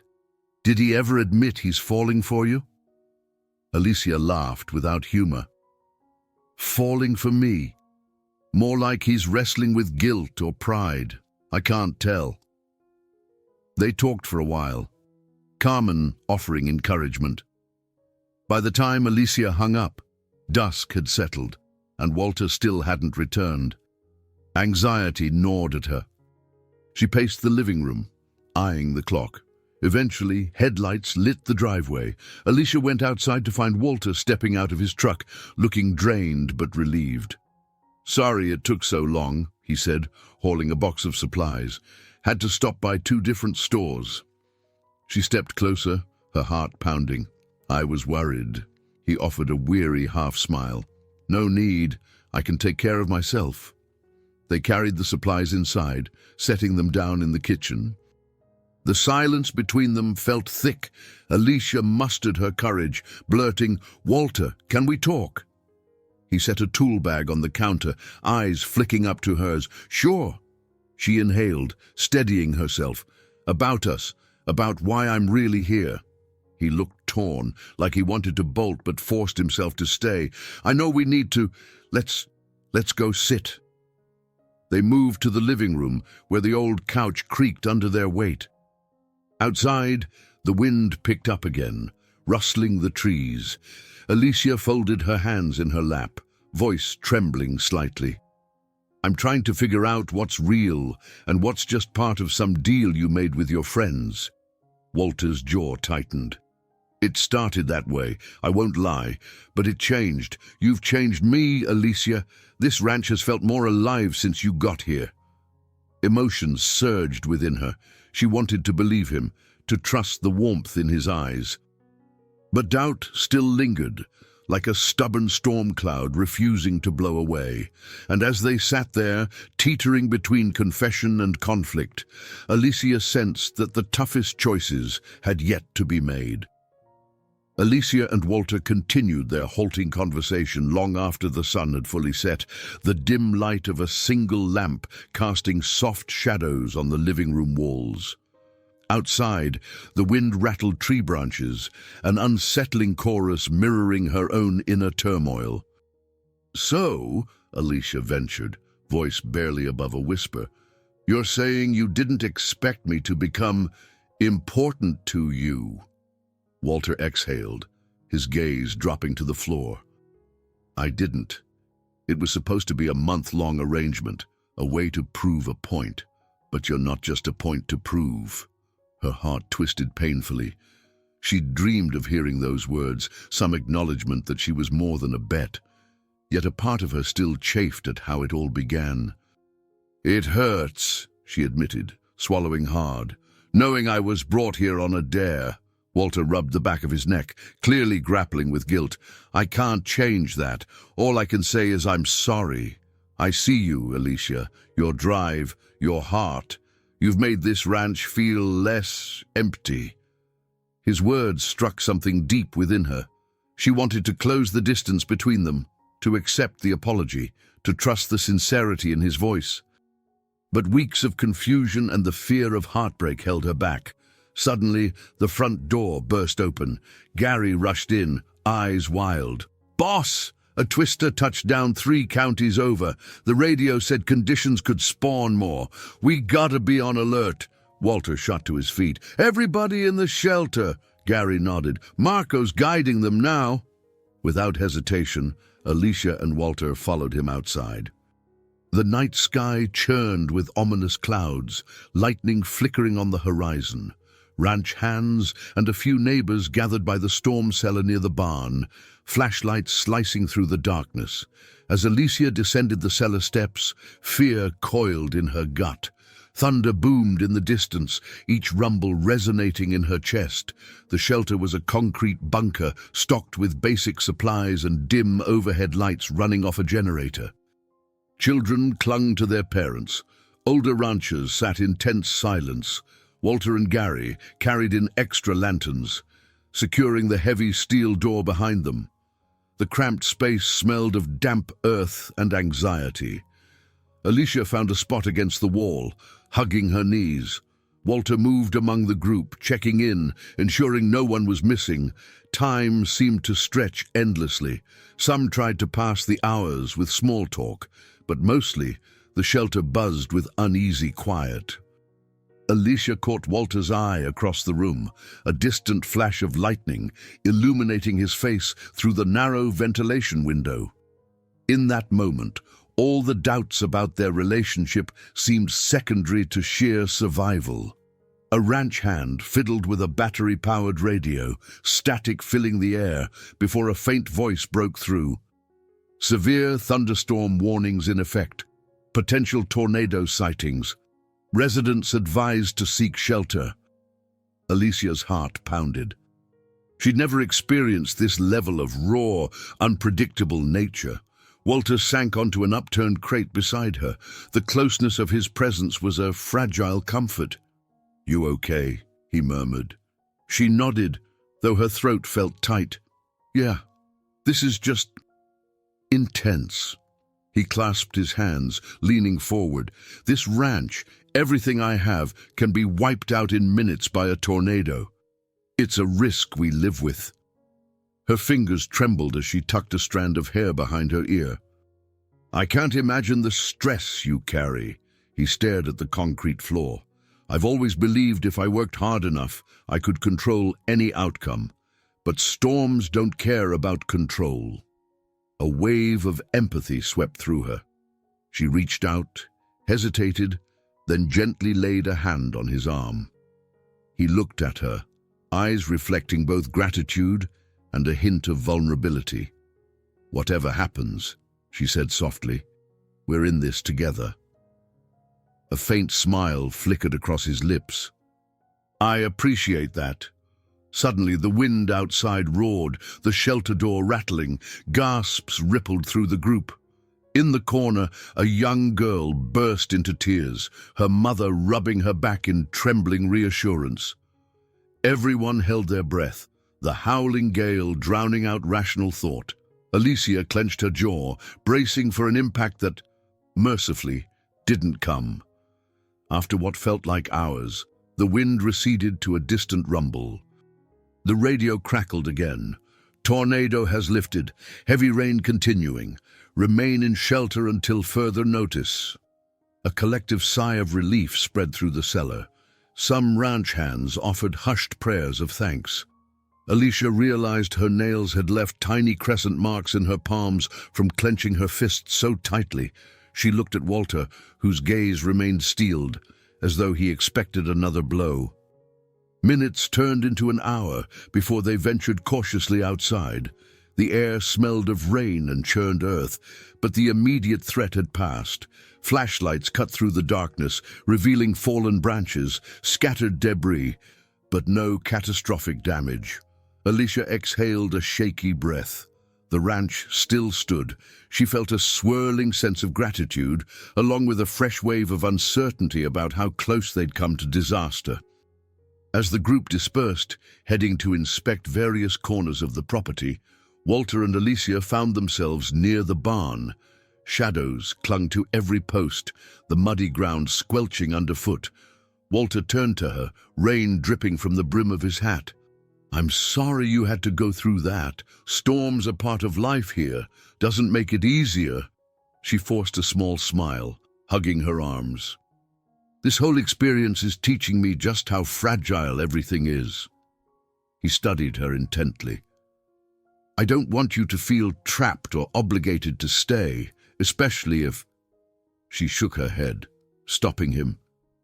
"Walter, I'm here because I want to be. But we both know we need to figure out where we stand. Not tonight. We're exhausted. But soon." He nodded, relief and apprehension mingling on his face. "Soon," he echoed.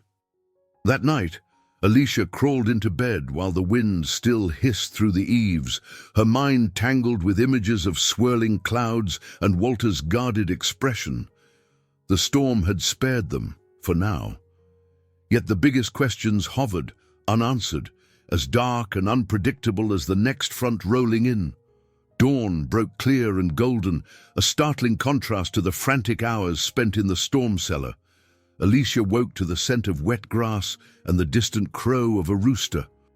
She stretched her stiff muscles, still wearing the clothes she'd thrown on when the tornado threat loomed. Outside her window, puddles glistened, but the ranch seemed miraculously intact. Downstairs, she found Walter sipping coffee at the kitchen table, dark circles under his eyes betraying a night of poor sleep. He glanced up with a fatigued smile. "Morning." "Morning," she replied, taking the seat across from him. "How's everything?" He shrugged, exhaustion dulling his usual brisk tone. "No major damage, just debris cleanup, maybe a few repairs." They sat in a tense silence for a moment, both remembering the conversation they'd left unfinished. Alicia forced herself to speak first. "Last night was scary, but it also put things in perspective. I realize life is too short for half-truths and what-ifs." Walter set his coffee mug down, eyes heavy with an emotion she couldn't quite decipher. "Agreed." She inhaled a steadying breath. "I'm not naive. I know how this started. But I also know what I've felt these past weeks. I care about you, more than I ever expected to care about anyone out here." A faint flush crept up Walter's neck. He seemed torn, fighting against the natural impulse to hide behind his stoic walls. "I've never been good at saying what I feel. Even with my dad, I could barely express myself. But you've made me want to try." A flicker of hope warmed her chest. This was the honesty she'd craved. "So, where does that leave us?" He looked at her intently, the early light illuminating the tension in his features. "It leaves us at a crossroads, Alicia. You were supposed to be here for a month. That month's not over yet, but I can't pretend I'm just fulfilling a bet anymore. I want you to stay. Past the bet. I mean..." Her heart thudded with a mix of exhilaration and fear. "Walter, I have a life back in the city, well, kind of. I don't have a great job, but I do have bills, responsibilities. My roommate, Carmen..." He nodded, swallowing hard. "I get it. I know it's not as simple as just deciding to live on a ranch. But I had to tell you how I feel." Emotion thickened in her throat. She reached across the table, lacing her fingers through his. His hand was warm, calloused, reassuring. "Thank you," she whispered. "I don't have all the answers either, but I'm willing to see where this goes." They shared a tender moment, broken only by the sound of Gary stepping into the kitchen. He froze, noticing their clasped hands. A slow grin spread on his face. "Oh, sorry, boss. I was just checking if we're doing the fence cleanup this morning or—" Walter cleared his throat, reluctantly letting go of Alicia's hand. "Yes, let's get started." Gary grabbed a coffee to go and winked at Alicia on his way out. She flushed, but the subtle thrill in her chest remained. Something had shifted, no more dancing around their feelings. Still, the day's chores demanded attention. Hours later, Alicia found herself dragging broken branches into a pile, while Walter repaired a small section of gutter ripped loose by the storm. The ranch bustled with purposeful activity, everyone eager to restore normalcy. Despite her tired muscles, Alicia felt lighter. Every so often, she caught Walter's eye across the yard, and they'd exchange a subtle, knowing smile. By mid-afternoon, the ranch hands took a break in the shade of a large oak, sipping ice water and wiping sweat from their brows. Conversation drifted from the weather to crops, to what local events might be happening in the coming weeks. "County fairs next month," Marco mentioned, leaning against the tree trunk. "Think we'll have time to participate, boss?" Walter shrugged. "Depends on how busy we are. Might be nice to show off some livestock." Alicia perked up. "A county fair? That sounds like so much fun." She pictured carnival rides, funnel cake, maybe even a pie baking contest. Gary grinned, throwing her a conspiratorial look. "You ever judge a hog competition before, city girl?" She burst out laughing. "Definitely not, but I'm open to new experiences." Walter couldn't resist a smile. "We'll see about that. Once the farm's in order." Their break ended as quickly as it began, and everyone returned to work. That sense of camaraderie and shared purpose buoyed Alicia through the rest of the day. She felt part of something bigger than herself, a community woven together by the land and its hardships. At sunset, as the sky blazed pink and orange, Alicia walked along the fence line with Walter, double-checking the boards they'd repaired. The fields shimmered under the waning light, the air finally cooling. Walter paused, his gaze sweeping over the property. "Whenever I look at this place, I think of my father. He poured everything into these fields." Alicia slipped her hand into his, heart warming at the trust he was offering. "You've honored him every day by keeping this ranch going." He turned, eyes meeting hers. "I couldn't have done it without good people by my side. And you've made me realize I might want more than just the ranch." She leaned her head against his shoulder, comforted by his solidity. "I want to be here with you, Walter," she admitted softly. "But I need to figure out the logistics, my life back in the city." His arm encircled her waist. "We'll figure it out, one step at a time." They lingered there, two silhouettes against a fiery sky, standing at a crossroad of possibilities. The bet still existed, but it had become so small compared to the sweeping power of what they were beginning to build together. Night descended, and with it, an unspoken promise. Tomorrow and the days after would bring new challenges, storms, financial pressures, the question of whether Alicia truly belonged here long-term.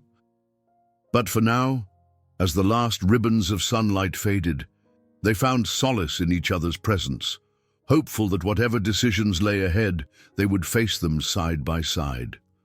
The day after their heartfelt talk at sunrise, Alicia woke with a renewed sense of purpose. She might not have every answer, but she knew she wanted to stay by Walter's side for as long as it made sense, for both of them. Her plan was to call Carmen later and discuss the practicalities. Maybe subletting her portion of the city apartment, or taking a leave of absence from job hunting. It felt like a big leap, but her heart urged her forward. Downstairs, Walter was already finishing breakfast with Gary and Marco. They all looked up when she entered, tension flickering in their expressions, as though something was amiss. "Alicia," Walter said, gesturing for her to join them. "Gary got a call from the bank this morning. Seems they want to schedule an urgent meeting with me." She blinked, confusion turning to worry. "What for?" Walter sighed, pinching the bridge of his nose. "We took out a sizable loan a while back to expand the ranch. The banks never had concerns before, but now, after hearing about the recent storms and possible crop losses, they want to reassess the ranch's financial health. If they decide we're too risky—" He let the words hang, but Alicia understood perfectly. They could lose important lines of credit, maybe be forced to downsize. It was a gut punch at a time when everything else seemed finally to be coming together. "We'll figure it out," she said softly, placing a reassuring hand on Walter's shoulder. "You've weathered so much already." He offered a tight nod, though his eyes held a storm of worry. "I'll head into town tomorrow to meet with the bank manager. Meantime, we need to show strong numbers, healthy livestock, stable crops, well-kept facilities. If they do a walkthrough, I want everything in top shape." Gary cleared his throat. "Boss, how about we speed up the next harvest check on the fields we can salvage? Maybe we can demonstrate the yield potential." Walter agreed, and within minutes, the entire crew had a plan.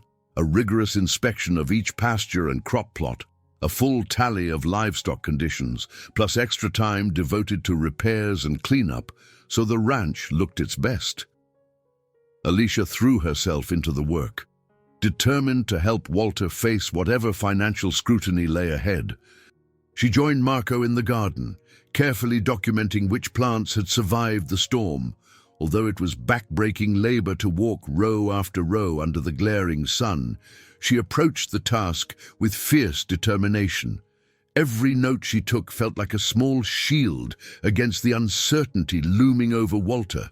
By mid-afternoon, they'd compiled enough data to suggest that the ranch, while strained, was still viable. Alicia glanced at the numbers on the clipboard. "We actually have more surviving crops than I expected," she said, offering Marco a hopeful smile.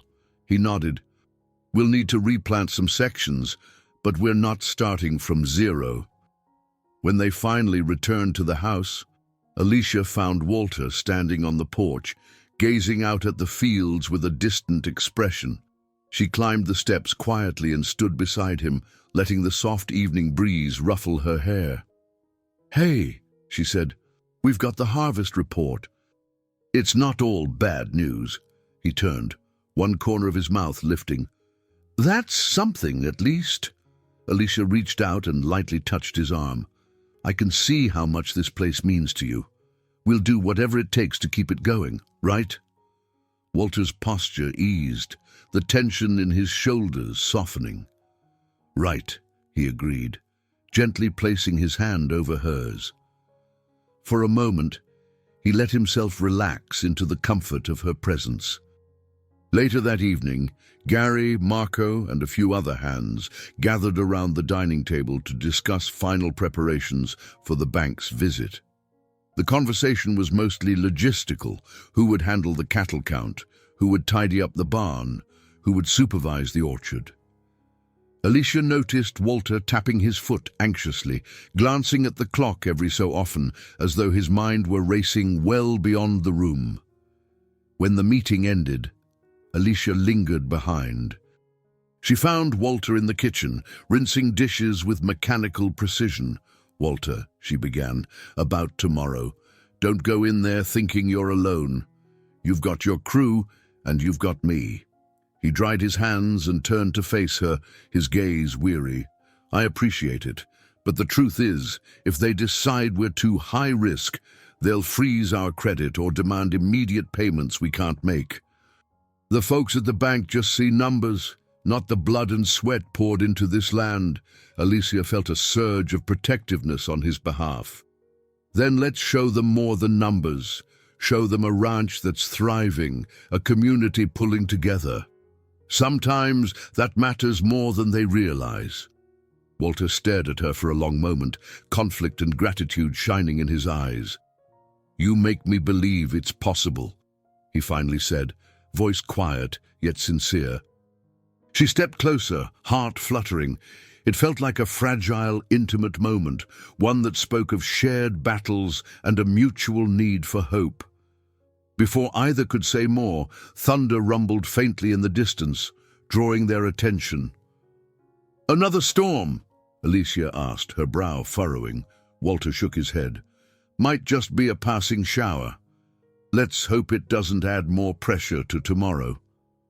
Nodding, Alicia exhaled, tension coiling in her stomach.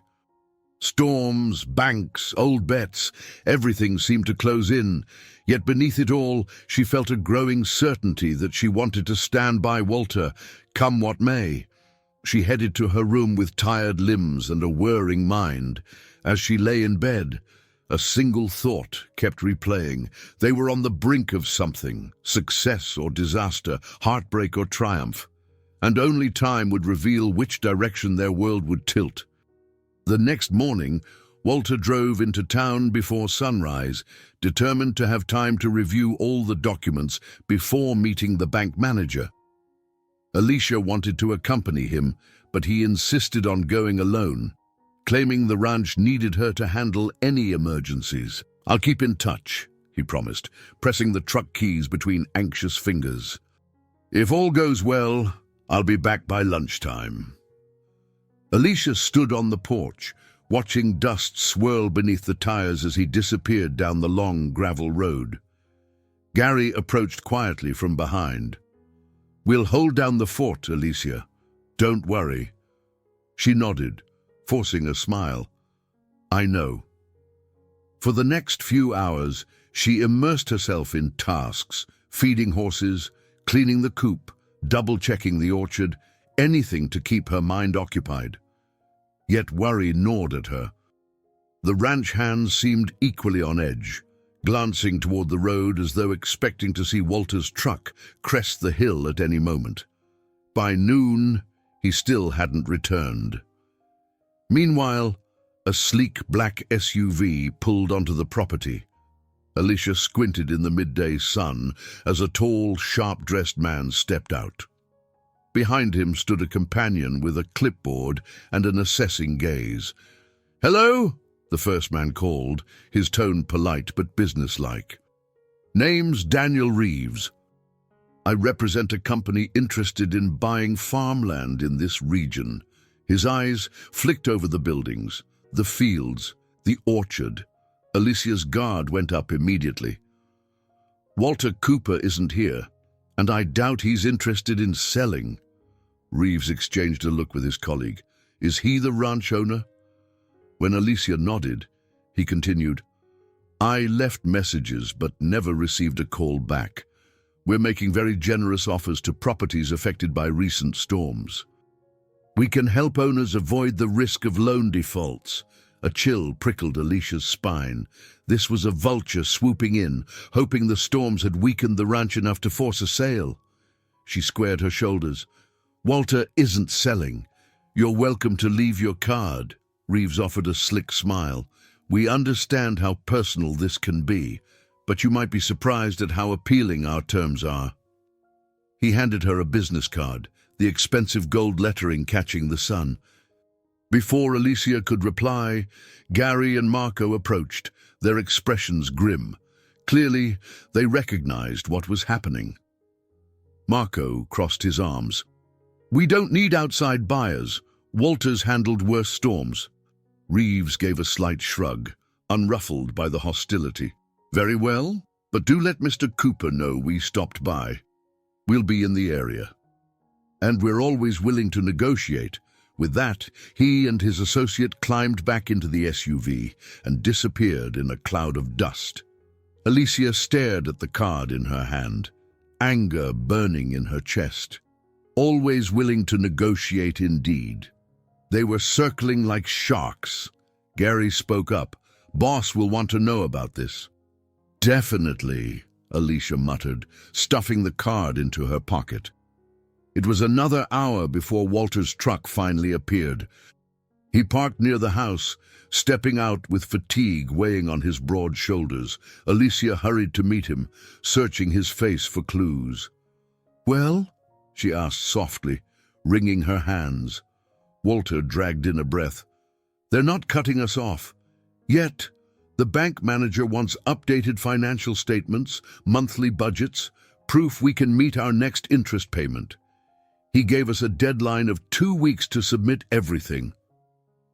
"That's not terrible," she ventured. He gave a short nod, expression grim. "Could be worse, I guess, but we'll need to tighten our belts. No major expansions, no big purchases. We have to prove the ranch can handle any losses from the storms." Alicia hesitated, glancing around to ensure no ranch hands lingered. "A man named Reeves stopped by, representing some buying group. They think we might be in trouble." Walter's jaw clenched. "Vultures. They've approached other farms in the area, too. Trying to prey on fear and debt." She drew the business card from her pocket, handing it over. "Said he'd make a generous offer." Walter stared at the card like it was a venomous snake. Then, with a low scoff, he ripped it in half. The pieces fluttered to the ground. "They can keep their offers," he said coldly. "As long as I have breath in my body, this ranch isn't for sale." Alicia admired his resolve, yet worry still gnawed at her. She wanted to believe in his unwavering determination, but a voice in her mind whispered about the harsh realities of finances. They walked to the porch, where Gary gave Walter an update on chores completed and repairs scheduled. After a few words of thanks, Walter sank onto the porch swing. Alicia settled beside him, resting a gentle hand on his knee. "I'll help however I can," she said. "If that means more chores, more hours, or even staying beyond the month to keep things going, I'm here." His gaze softened. "You've already done more than enough." They rocked in silence for a moment, the chains creaking softly. The midday sun cast long shadows across the yard, as though foreshadowing the challenges yet to come. Alicia found herself fighting an odd mix of fear and hope. The ranch faced real danger, but Walter was standing firm. And she wasn't about to abandon him. Just then, a breeze rustled the trees, carrying the scent of fresh hay. Alicia inhaled deeply. She pictured the orchard, the fields, the horses, the orchard goats, and the makeshift dance floor from that night of barbecue and music. This ranch was more than just land. It was home to a man whose guarded heart she was coming to cherish, and she would fight for it, for him, whatever that entailed. Walter stood, determined once more. "We'll get through this," he murmured, eyes fixed on the fields. "I won't let them take everything I've built." And as Alicia followed his gaze, she silently vowed the same. Over the next several days, the ranch pulsated with renewed urgency. Alicia pitched in wherever she could, helping Marco document every square foot of land that remained productive, double-checking livestock health records, and even assisting Gary with a more detailed inventory of ranch equipment. Each new spreadsheet or folder felt like another brick in the wall they were building against financial uncertainty. Sometimes she'd find Walter poring over loan documents late into the night, eyes bloodshot from lack of sleep. She tried to coax him into bed, reminding him that a clear mind would serve them better than all-nighters. He'd usually relent with a weary nod, but she suspected he burned the midnight oil more often than not. Beyond the ranch's daily hustle, Alicia also made time to video call Carmen. Sitting in the farmhouse's modest living room, she updated her friend on the rising pressures. Carmen's eyes shone with excitement and concern in equal measure. "So, you're seriously considering staying there long-term?" Carmen asked, voice crackling through the spotty internet connection. Alicia sighed, hugging a cushion. "Yes. I feel like I belong here. Walter and I, we're connected in a way I never expected, but the ranch is in a precarious spot. Carmen offered a sympathetic smile. I'm rooting for you, city girl. Just promise you'll visit at Thanksgiving or Christmas. Okay? Alicia laughed softly. Deal. But for now, I've got to help keep this place afloat. When the call ended, Alicia leaned back, letting the reality sink in.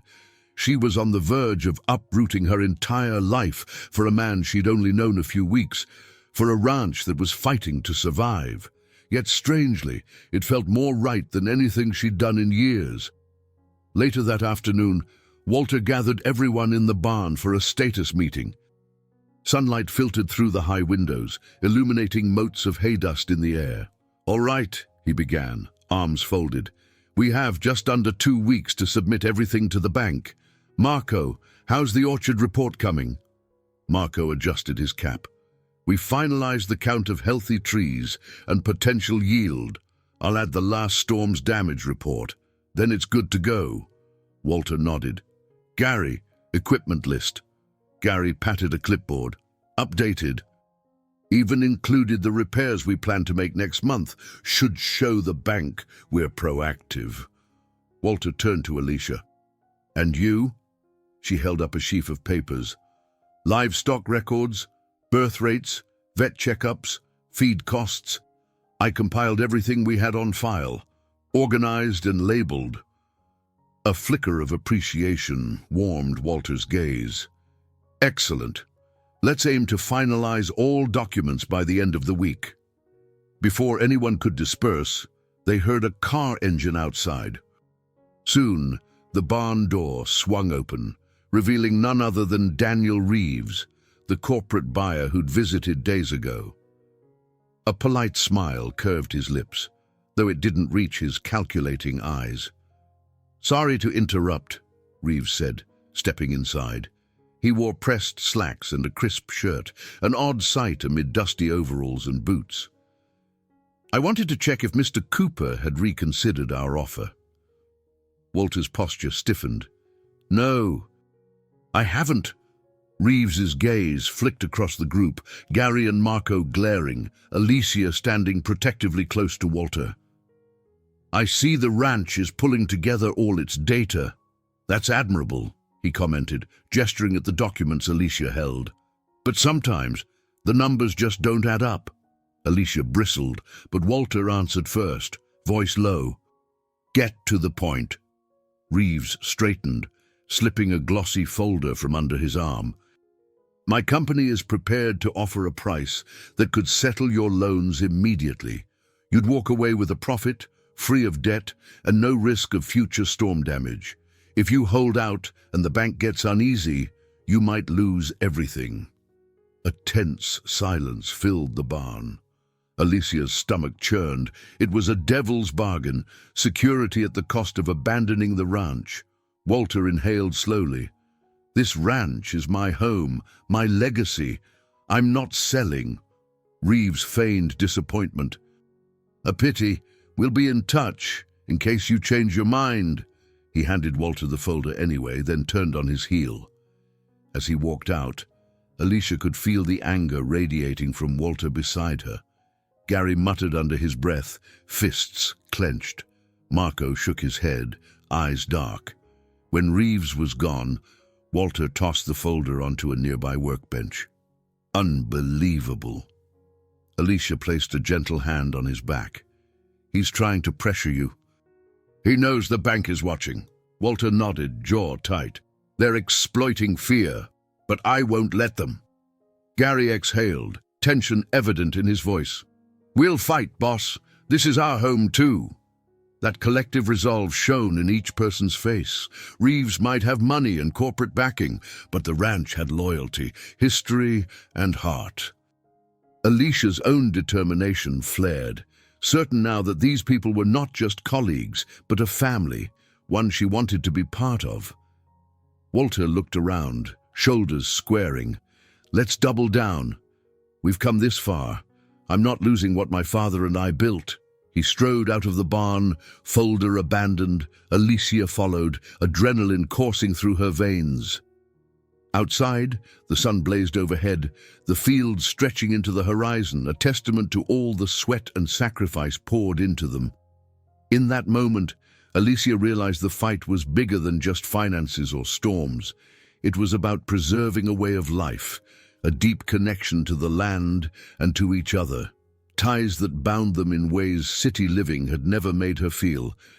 And for Walter, it was about defending the only home he'd ever known. With the day's chores still ahead, they dispersed. But Alicia felt the weight of the confrontation linger, a promise of greater trials on the horizon. The storms might have subsided for now, but another tempest was gathering, one that threatened to shake the ranch to its core. The final week before the bank's submission deadline arrived in a flurry of late-night accounting sessions and daytime hustle. Alicia barely recognized the person she'd been in the city. Here, she found herself staying up past midnight to format spreadsheets, cross-check receipts, and even watch YouTube tutorials on ranch financial management just to help Walter. Stress lines etched deeper into Walter's face each day. He met with a local accountant recommended by Gary, hoping a professional stamp of approval on their documents might sway the bank. Though the accountant was thorough, she hinted that the ranch's margins were razor-thin, especially after the storms. On a cool, clear afternoon, Alicia was in the barn, finishing a routine check on Rosie the broodmare, whose foaling time approached. The horse nickered gently, her belly large. Alicia stroked her neck, whispering soft reassurances. Taking care of Rosie offered a soothing respite from financial nightmares. At least here, she could nurture life. Suddenly, Walter appeared in the stable doorway, face pale as if he'd seen a ghost. "Alicia," he said, voice tight, "come with me." Her heart lurched.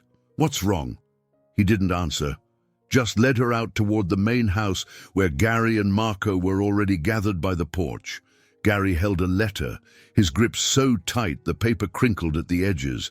Marco's usual easygoing demeanor was replaced by alarm. Wordlessly, Gary extended the letter to Alicia. She scanned it, a formal notice from the bank, referencing a concern over collateral values and stating that the ranch's credit line would be suspended unless they provided additional security. They had only 3 days to comply or risk default. Walter's voice cracked. 3 days.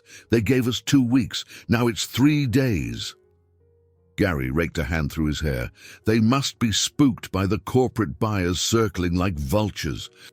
The bank's pushing you to sell or produce money up front. Alicia's stomach twisted. This was worse than they'd feared. Is there anything else we can do? Marco set his jaw. We could try a private loan, but that's risky and might not come in time. Or see if there's any government assistance for storm damage.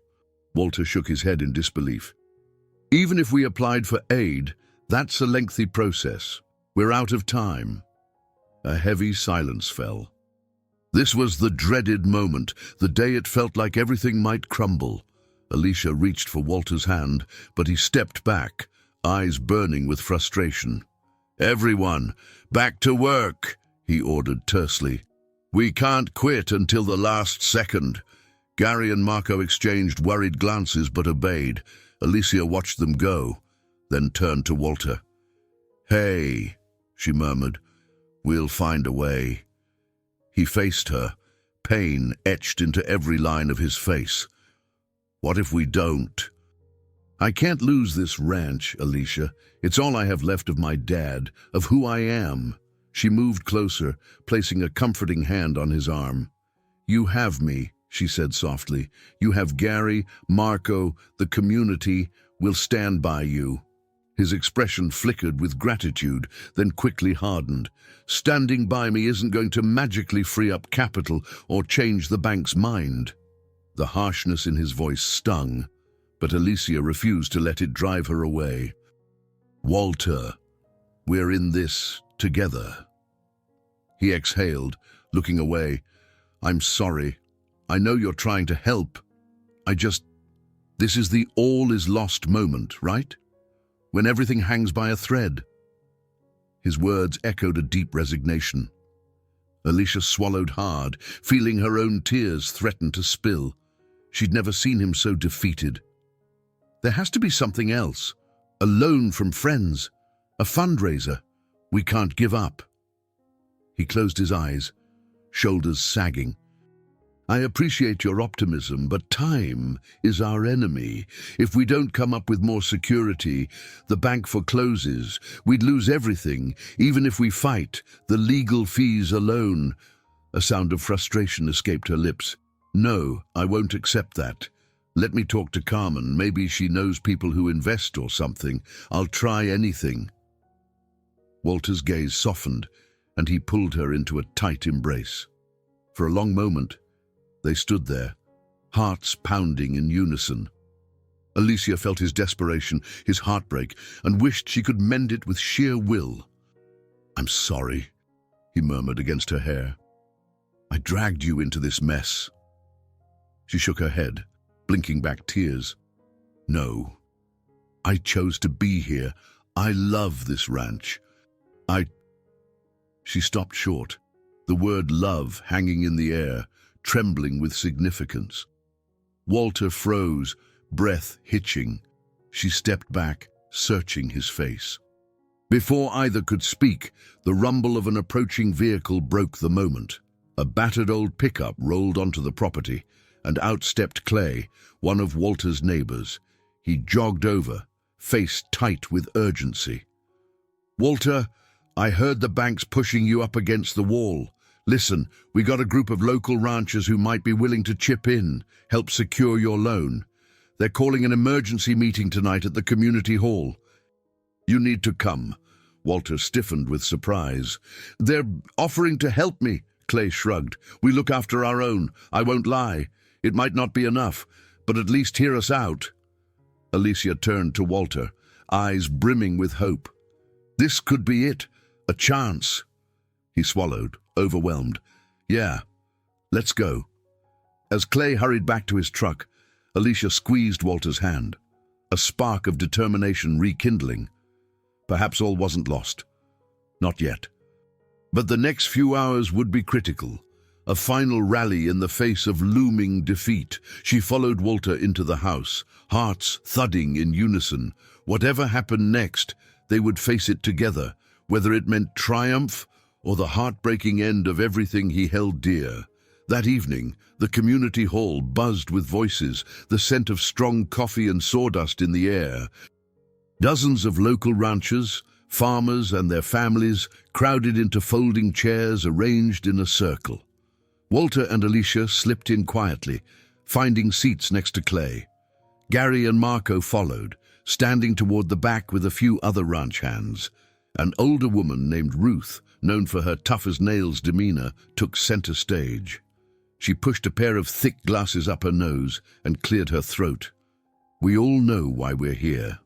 Walter Cooper's ranch is in trouble. Bank's pressuring him something fierce. But this meeting ain't just about Walter. It's about any one of us who could be next if we don't stand together. Murmurs of agreement rippled through the crowd.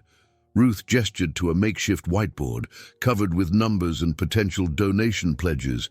We've pooled what we can so far. If Walter needs to show the bank he has additional support, we're aiming to get him enough capital to ease that pressure. Walter rose, jaw tight. Ruth, I don't know how to thank you, but let's be realistic. My debts might exceed what folks can afford. Ruth nodded, face stern. Then let's see how close we can get. If we're short, we'll figure out the next step.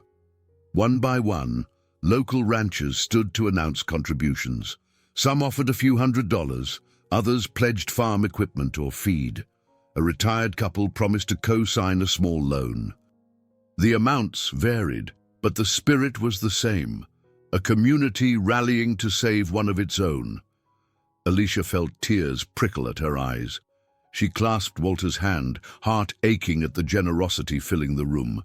Yet she sensed his unease, the guilt of accepting help he could never fully repay. After nearly an hour of back and forth, Ruth tallied the pledges.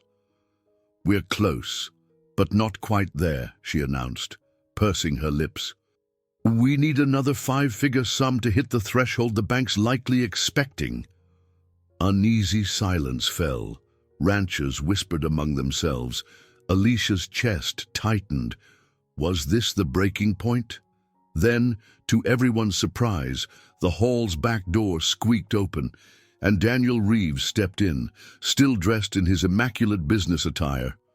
Conversations died instantly, tension crackling. Walter's posture stiffened, and Gary shot a furious glare. Ruth's mouth thinned. "What do you want, Reeves?"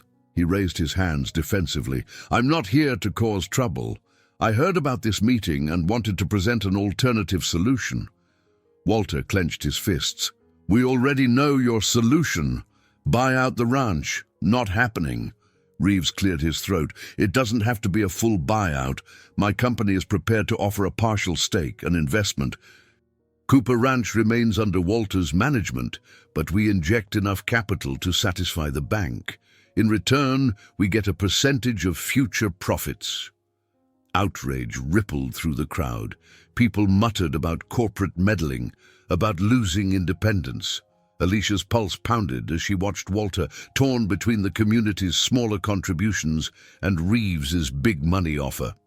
Ruth slammed her palm on the table. "This is a community meeting.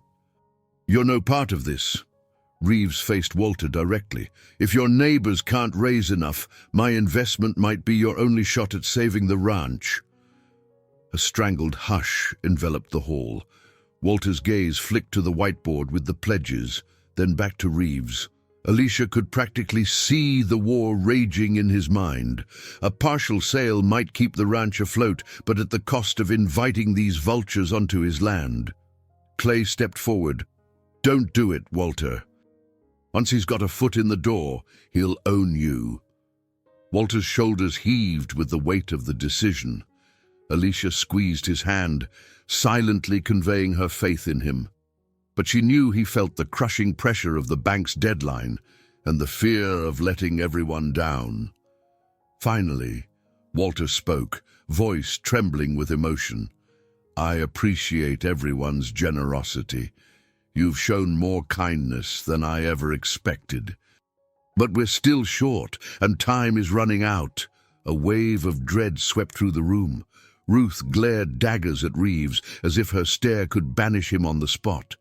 Reeves took a step closer to Walter. "This is business, not personal. We can finalize an agreement within a day."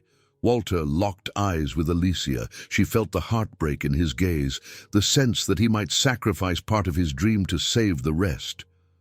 Her heart slammed against her ribcage. "Walter," she whispered, "please don't give up everything." His voice cracked. "I don't know what else to do." Emotion flared in Alicia's chest. Before she could respond, Gary let out a sharp whistle.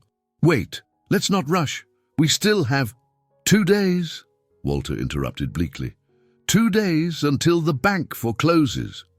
The crowd murmured anxiously, some urging Walter to stand firm, others suggesting compromise. In that swirl of voices, Alicia saw him crumble, shoulders sagging as he faced the possibility that his father's legacy might slip through his fingers.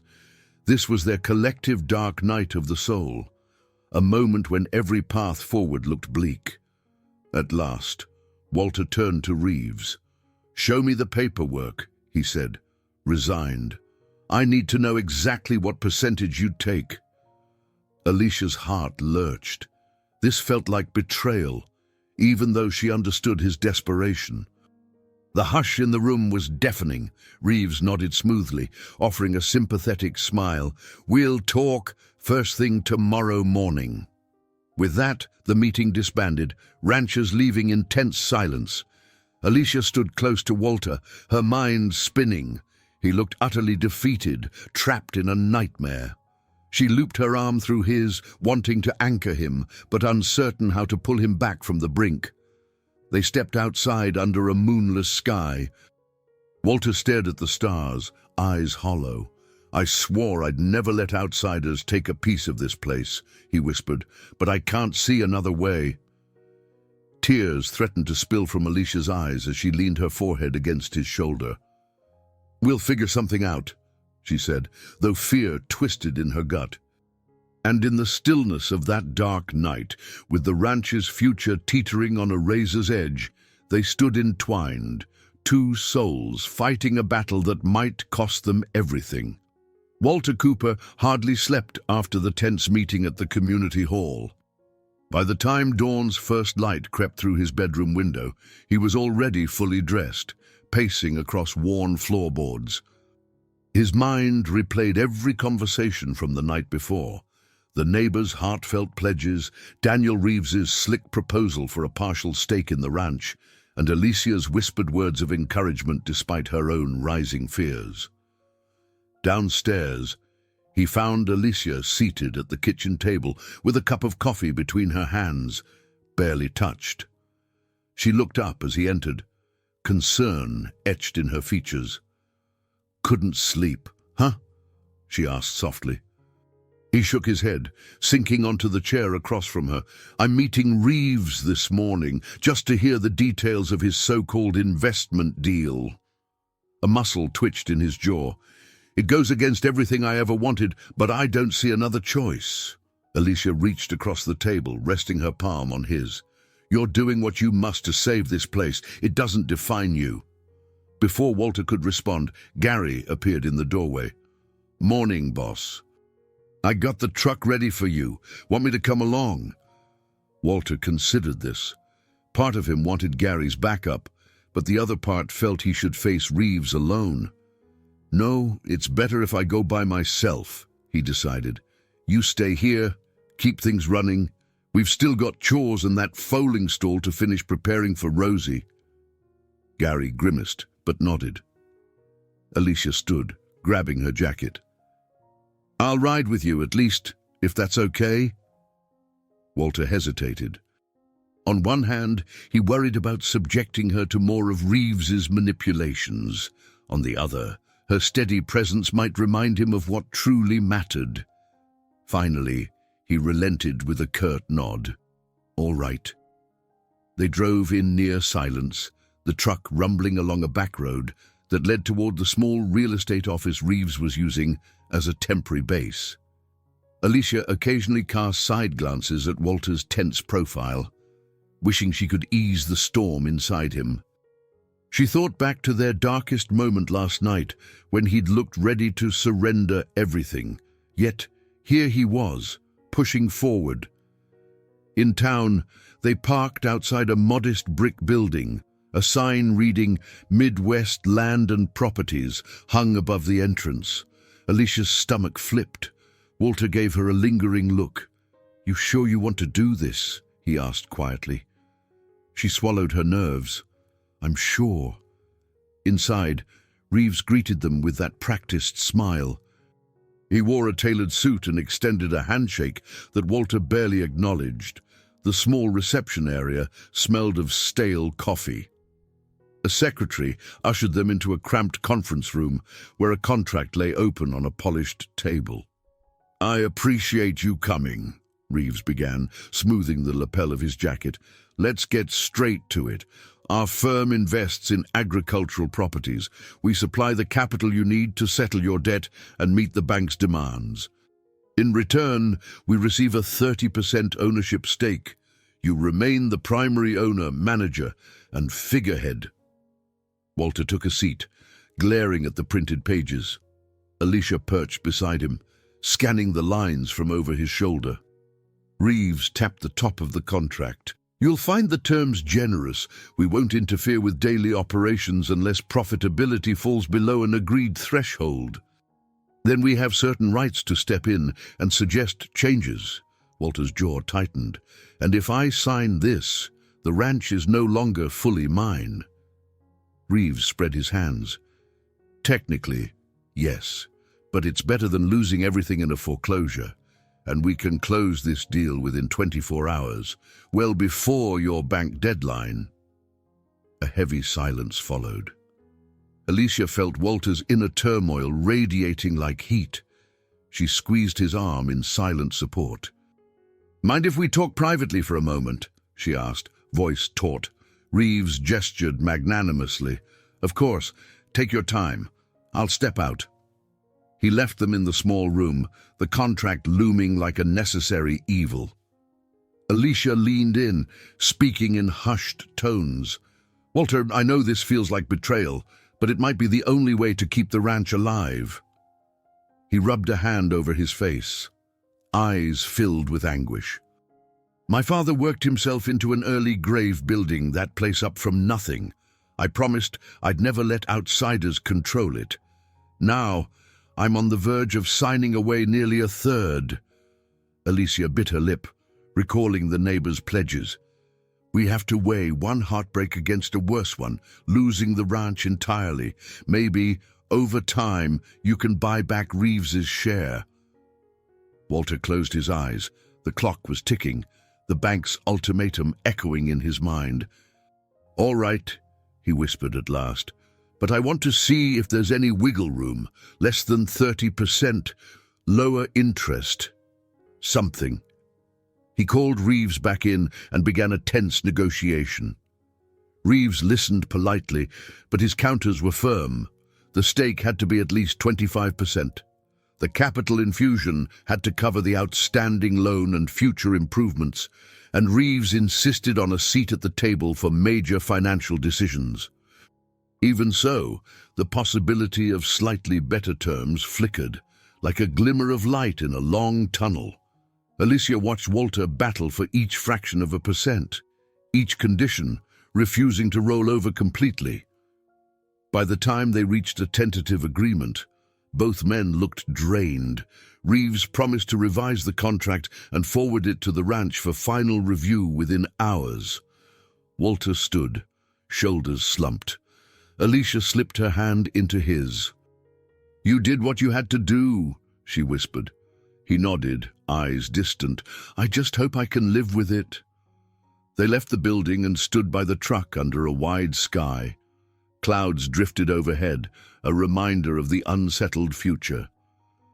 Alicia touched Walter's arm, scanning his face. "You're saving the ranch," she said gently. "That's something." His gaze flicked to her with a weary half-smile. "Maybe, but it's also a sign I failed in my promise to keep it fully ours.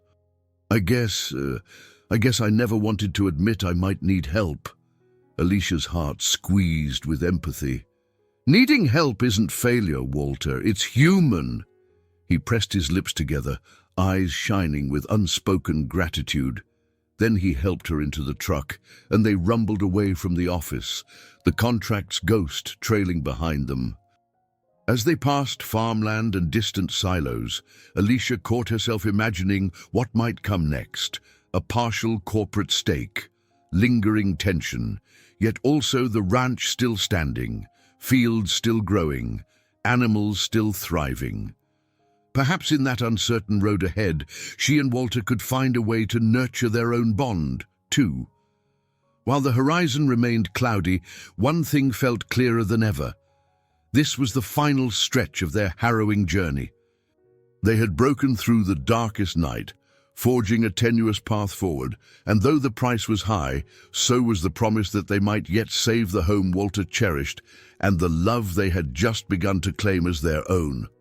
Walter and Alicia arrived back at the ranch to find a flurry of commotion outside the main house.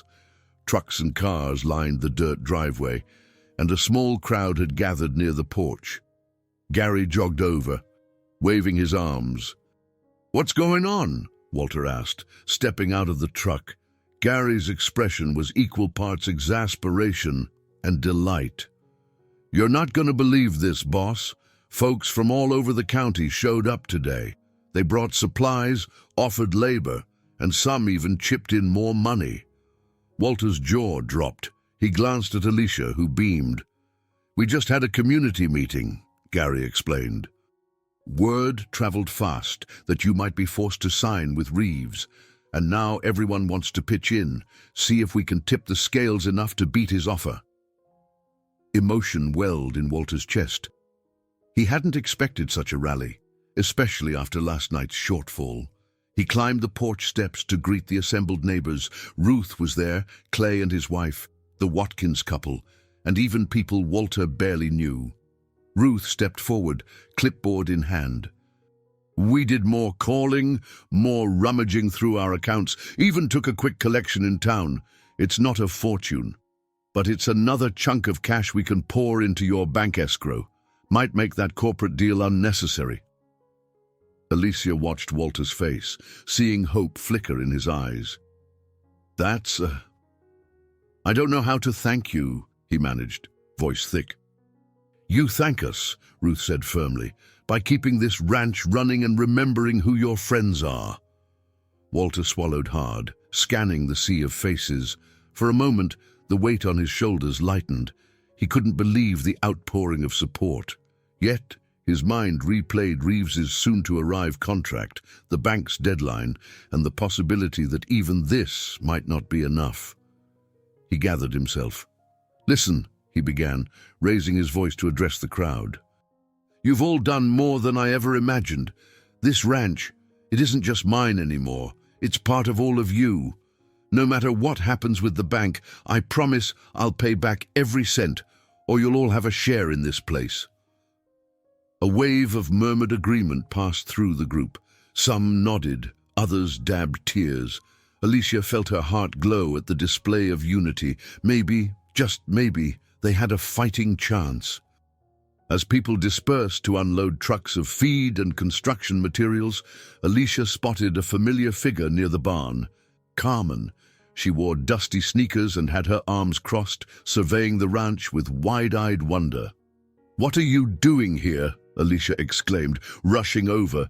She nearly tackled her friend in a hug. Carmen let out a breathless laugh. After that last call, I couldn't just sit in the city. I quit my temp job and hopped on a bus.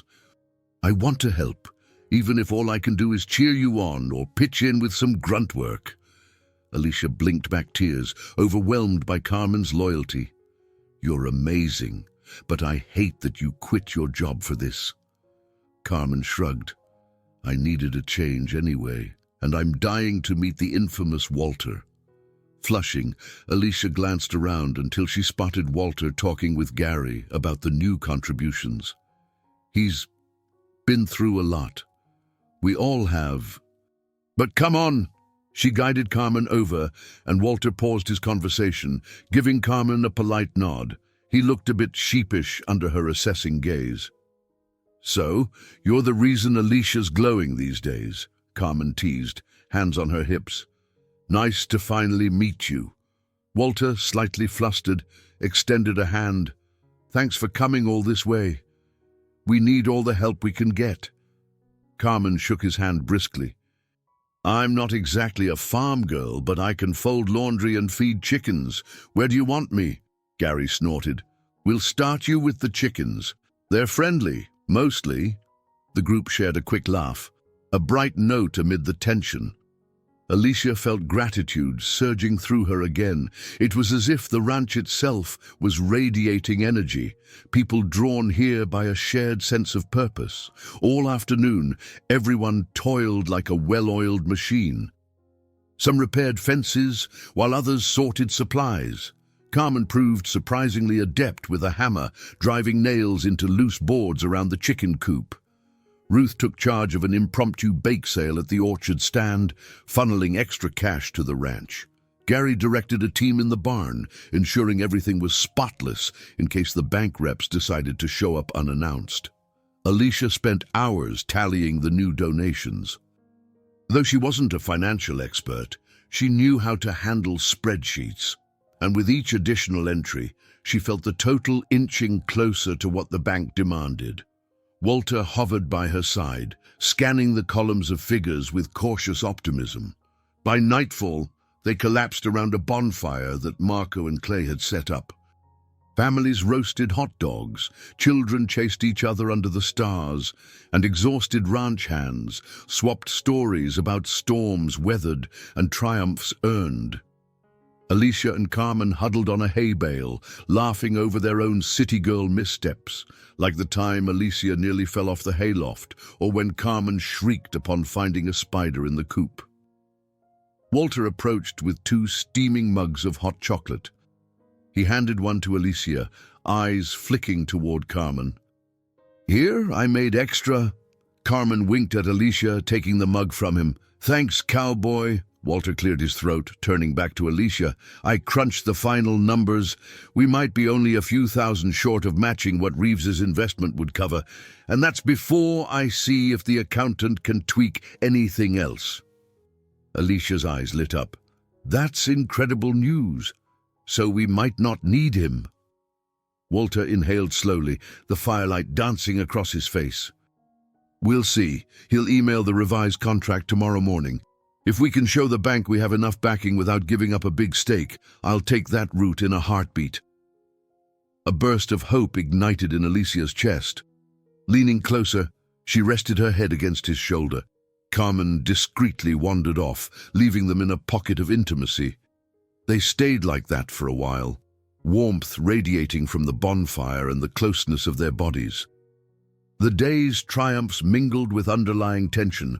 Tomorrow would bring Reeves's final offer. Would it still eclipse the community's efforts? Or had they finally rallied enough to stand on their own? Gazing into the flickering flames, Alicia sensed that they were on the cusp of something extraordinary. This was no longer just about finances. It was about a community defying odds, about a quiet man learning he didn't have to stand alone, and about a city woman discovering she wanted to plant her roots on this land for good. As the moon rose higher, they all drifted to their respective beds, carrying an electric mixture of optimism and dread. And though Alicia's exhaustion tugged at her, sleep didn't come easily. Her thoughts danced with possibilities of saving the ranch, forging a future with Walter, and proving that no storm, literal or metaphorical, could uproot the determination and love blossoming in this patch of Nebraska soil. Walter was up before dawn, prowling around the house like a restless cat. He tried sipping coffee, but the bitterness only fueled his anxiety. The revised contract from Daniel Reeves would arrive in his email any minute, and with it, the final puzzle piece in this high-stakes chess match. Alicia found him in the living room, staring at his laptop's blank screen. She approached quietly, setting a fresh cup of coffee on a side table. "Nervous?" she asked, though the answer was obvious. He let out a shaky breath, combing his fingers through his hair. "Like I'm standing on the edge of a cliff. One signature either saves the ranch or sells part of it off forever." Alicia squeezed his shoulder. "And if the numbers from yesterday's rally are as good as we hope, maybe you don't have to sign anything." Gary poked his head in. "Boss, I'm making eggs if you want some. Might help settle your stomach." Walter snorted weakly. "Doubt it, but thanks." Just then, a chime sounded. A new email. Tension descended like a sudden chill. Walter sat stiffly, opening his inbox. Alicia hovered over his shoulder, pulse throbbing in her ears. From Daniel Reeves. Subject: Cooper Ranch, revised investment agreement. Walter clicked it. The attached PDF popped open, revealing pages of legalese. Alicia could make out a few bolded lines. 25% stake, capital infusion, phase profit sharing. Walter scrolled to the final page, scanning the key figures. "Looks like he lowered his stake from 30 to 25%, Walter muttered. "He also increased the capital infusion by 5%. Must think I'm desperate." Alicia's heart sank. The deal was better, but still a corporate foothold on the ranch. "Compare it to our community pledges," she suggested. Walter opened a separate spreadsheet, one Alicia had been updating. He cross-referenced the total of local donations, equipment pledges, and small loans offered. His expression darkened. They were still short, several $1,000s short, of matching Reeves's infusion. He exhaled sharply. "Damn it, even with everything, we don't hit the number he's promising. The bank might see that gap and refuse to extend our credit." Alicia felt a physical ache in her chest. They were so close, yet not enough. She fought to keep her voice steady. "Could we patch that difference? Maybe a personal loan from someone else, or—" I don't know. Another fundraiser. Walter rubbed his temples. In 3 days. Seems impossible. The bank wants cold, hard proof right now. Her mind whirled. What if, she began, then paused, swallowing hard. I have some savings back in the city. It's not huge, but I could add it to the pot. Walter snapped his head up. No, absolutely not. You've sacrificed enough. She grabbed his hand. Walter, it's not a fortune, but it could help. You'd pay me back eventually. He stared at her, torn between pride and gratitude. Before he could respond, Carmen appeared in the doorway, arms crossed. You guys aren't the only ones with a little stash. My grandma left me some money a while back. I was saving it for, I don't know, a future dream. Maybe this is the dream. Emotion clogged Alicia's throat. She wanted to protest that Carmen shouldn't throw away her inheritance, but the determined look in her friend's eyes made it clear she was serious. Walter pressed his lips together, wrestling with the implications. I can't ask you both to do that. You're not asking, Alicia insisted. We're offering. This ranch is worth it. A pained gratitude flickered in his gaze. He turned back to the spreadsheet, recalculating with Alicia and Carmen's combined funds. His eyes widened as the new total emerged, still not as high as Reeves's deal, but much, much closer. Could this sway the bank?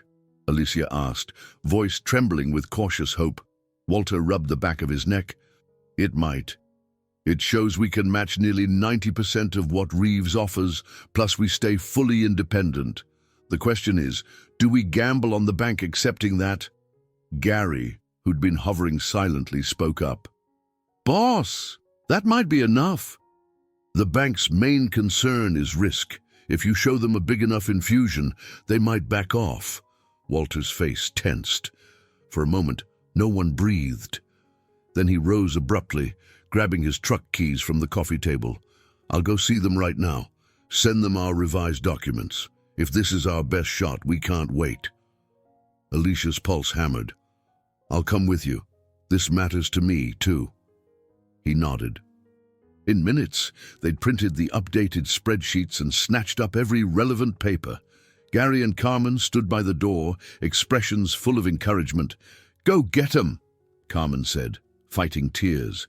We believe in you. Walter and Alicia raced out to the truck, hearts pounding in unison as they sped down the dirt driveway, dust clouding behind them. Alicia found his hand and clasped it tight.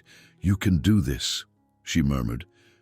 Walter exhaled shakily, eyes fixed on the road. For the first time in my life, I'm not facing a crisis alone. Let's hope it's enough. They reached the bank just as it opened.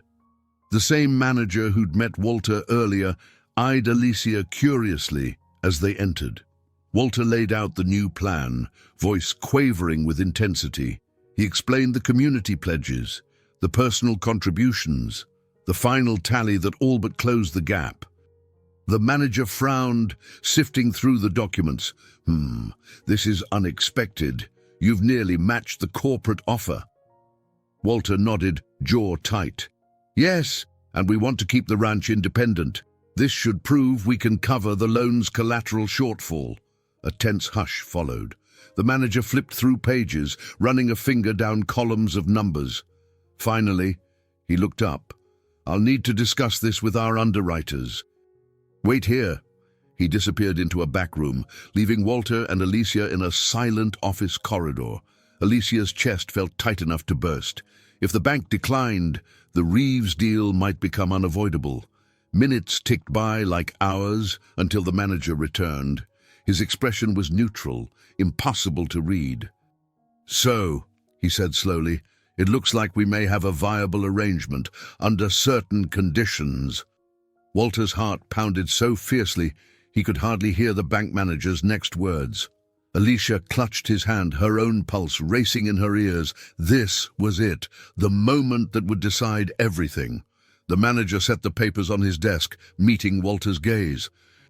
Our underwriters will allow you to retain your existing line of credit and extend a restructured payment plan, provided that these community pledges and private contributions are legally documented.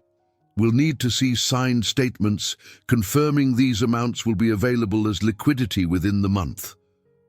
Relief crashed over Alicia like a wave. She barely resisted the urge to hug Walter right there. He swallowed, nodding. We can provide that. Absolutely, the manager offered a tight smile. Then we have an agreement in principle. We'll finalize details within the next 2 days. I trust you'll keep us informed if anything changes.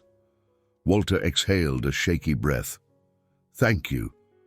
We will.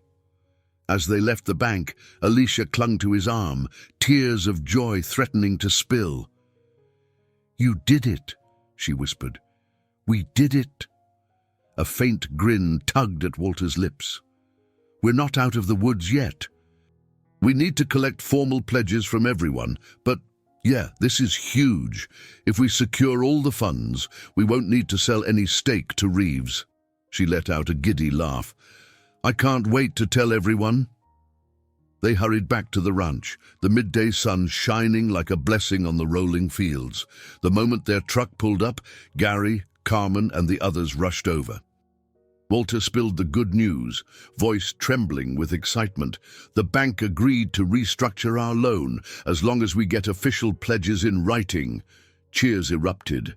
Gary whooped, pumping his fist in the air. Carmen threw her arms around Alicia, squealing with delight. Marco grinned so wide it looked like his face might split. We still need to finalize it, Walter cautioned, but it means we can hold off Reeves. A collective sense of triumph electrified the ranch.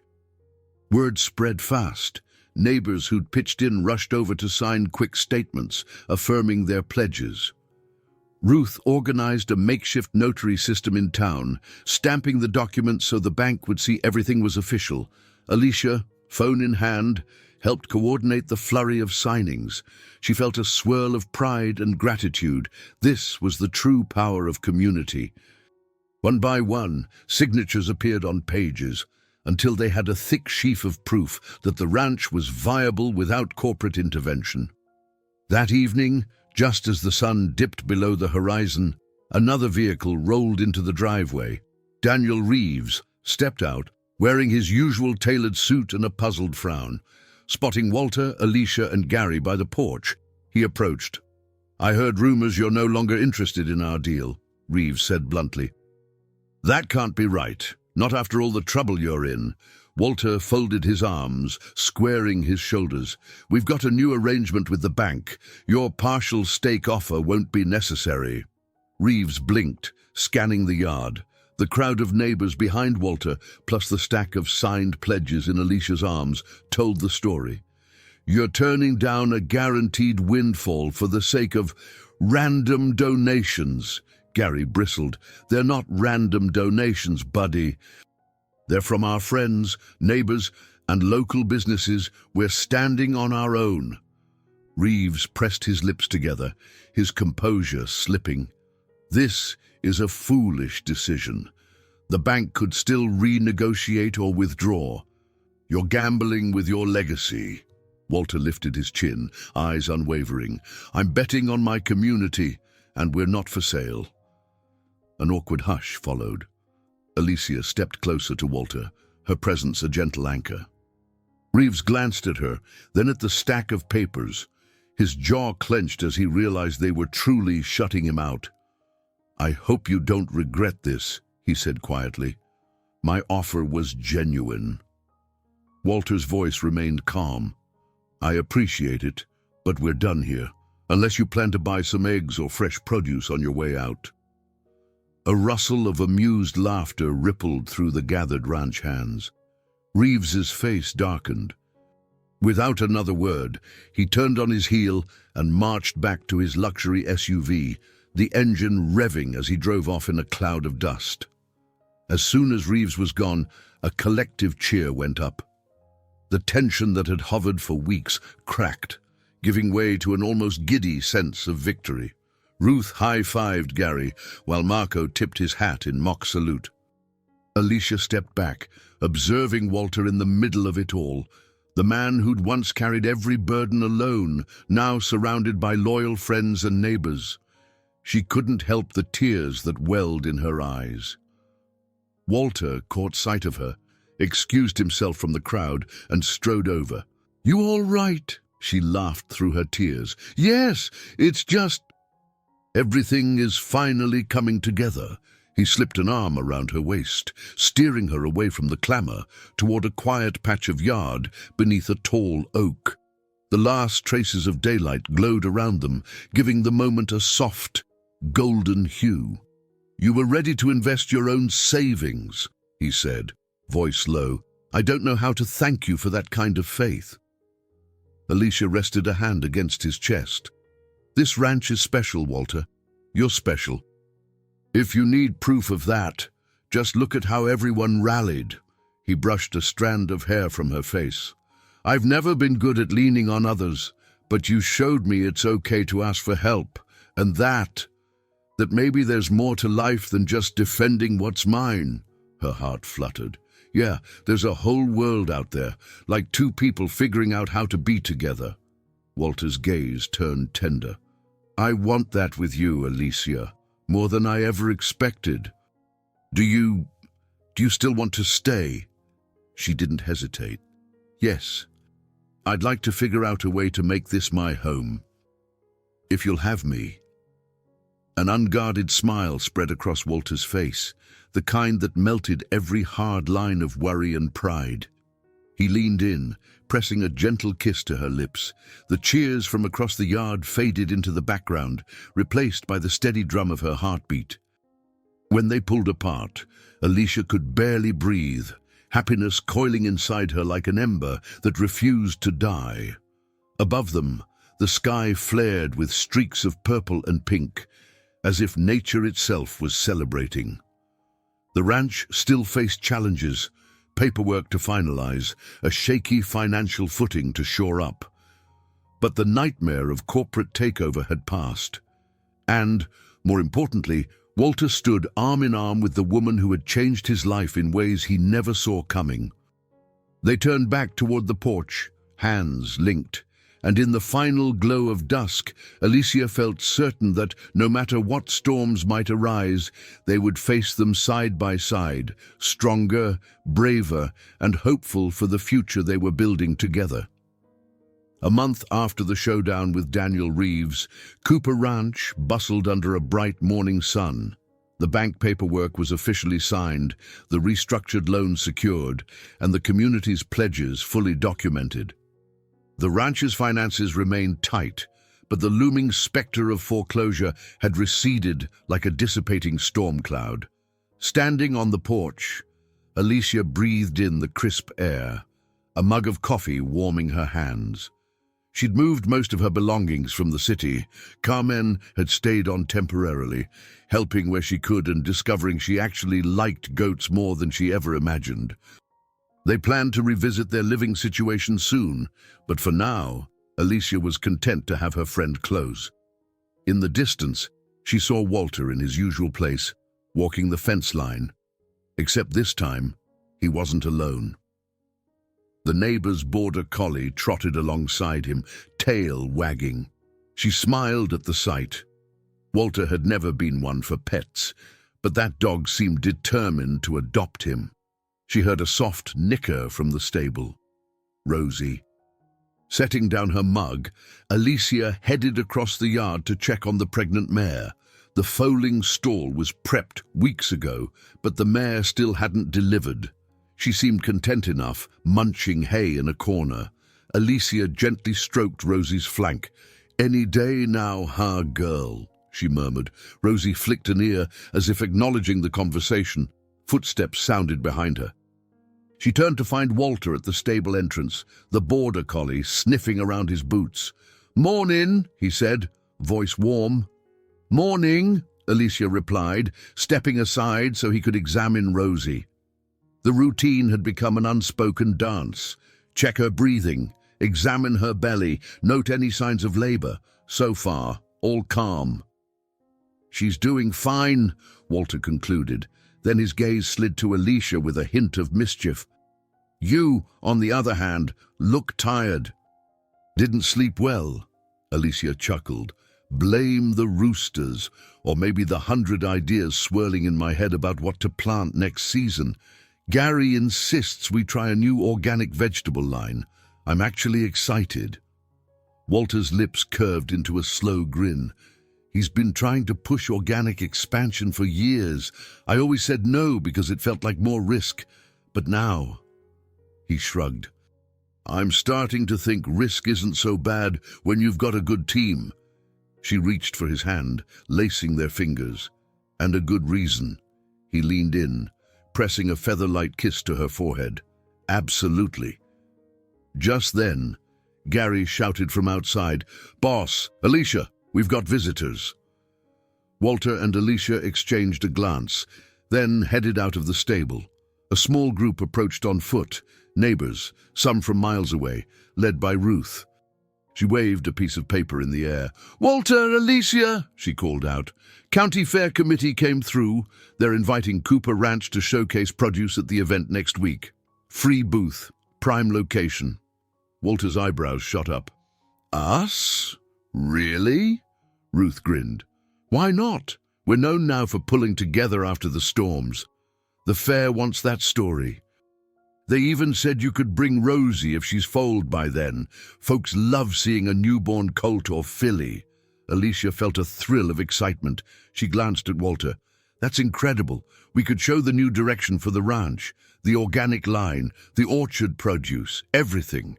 Walter still looked stunned. Sure, that could be good for business. Of course it will, Ruth chided. Now, are you in or not? Walter exchanged a conspiratorial smile with Alicia. We're in, he declared. Let's show the county what Cooper Ranch can do. Cheering erupted among the neighbors, who soon fanned out to chat about booth decorations, possible produce displays, and promotional flyers. Alicia found herself caught in the swirl of excitement, amazement coursing through her veins. Not only was the ranch safe, but it was evolving, opening doors to new possibilities. A week later, under a brilliant summer sky, the county fair bustled with color and laughter. Families strolled past carnival rides and cotton candy stands. Livestock exhibits displayed prize hogs, gleaming horses, and contented cows. But the real buzz was around the Cooper Ranch Revival booth, a rustic stand decorated with bales of hay, fresh vegetables, homemade jams, and framed photos of the ranch's journey. Behind the booth, Alicia and Gary handed out samples of roasted corn and apple slices from the orchard. Kids squealed with delight, and curious passers-by asked about farming methods, enthralled by the story of how a community came together to save a threatened ranch. Walter hovered nearby, occasionally speaking with folks who recognized him. Though still not entirely comfortable with the spotlight, he greeted well-wishers, his pride in the ranch clear. Carmen flitted around taking photos and live-streaming the event to a small social media following she'd built, jokingly called City Girls on a Farm. Suddenly, Alicia felt a tug on her sleeve. She turned to find Walter, eyes dancing. Alicia, you better come with me. He led her through the fairgrounds to a quieter patch of grass near a cluster of oak trees. The roar of the crowd fell away, leaving only the distant hum of carnival music. Her heart pounded with curiosity. Walter took her hands. I've been thinking about how this last month has changed my life, changed our lives. I didn't see any of it coming. You, the storms, the bet, the community's response. But I'm grateful for every twist and turn. She swallowed a sudden lump in her throat. Me too. I told you once that I'm not good at sharing how I feel. He paused, eyes bright with meaning. But I've never been clearer about this. I want a future with you here. Building this ranch the way we envision it, starting something that lasts. Alicia's breath caught, her lips curving in a tremulous smile. Walter, yes, I want that. He let out a relieved chuckle, pulling her into a warm embrace. Good, because I'm all in. They stayed locked together for a moment, the fair's noise distant, as though the world had shrunk to just the two of them. Eventually, they drew apart, hands still clasped. It's crazy, Alicia whispered, how a bet brought us together, and now everything's changed. Walter brushed his thumb across her cheek. It's more than a bet, it's a life we're choosing, together. He leaned in, capturing her lips in a tender kiss.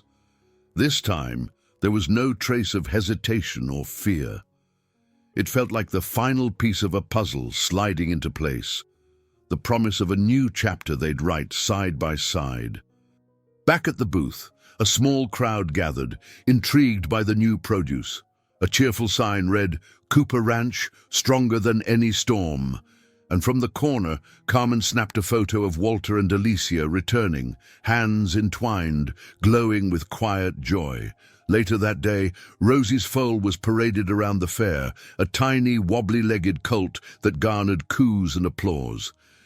Alicia and Walter stood by, proud as new parents, as though the ranch itself had birthed fresh hope along with new life. With the sun dipping low behind the Ferris wheel, casting a golden haze over the fairgrounds, Alicia surveyed the scene. A once-threatened ranch standing tall, a community that refused to let one of its own fail, and a man whose heart had finally opened to let her in. This was her home now, an ever-changing landscape of sweat, laughter, and resilience. And in that final image, a bright summer fair, neighbors celebrating, a colt prancing in new straw, Alicia saw the culmination of every risk they'd taken. Walter's bet had been won in ways neither of them ever expected. The city girl had not only adapted to ranch life, she'd discovered love, purpose, and a forever place in his fiercely guarded heart. I hope you enjoyed today's story. Subscribe to the channel so you don't miss more stories like this. Leave a like and comment below what you thought of the story. See you in the next video.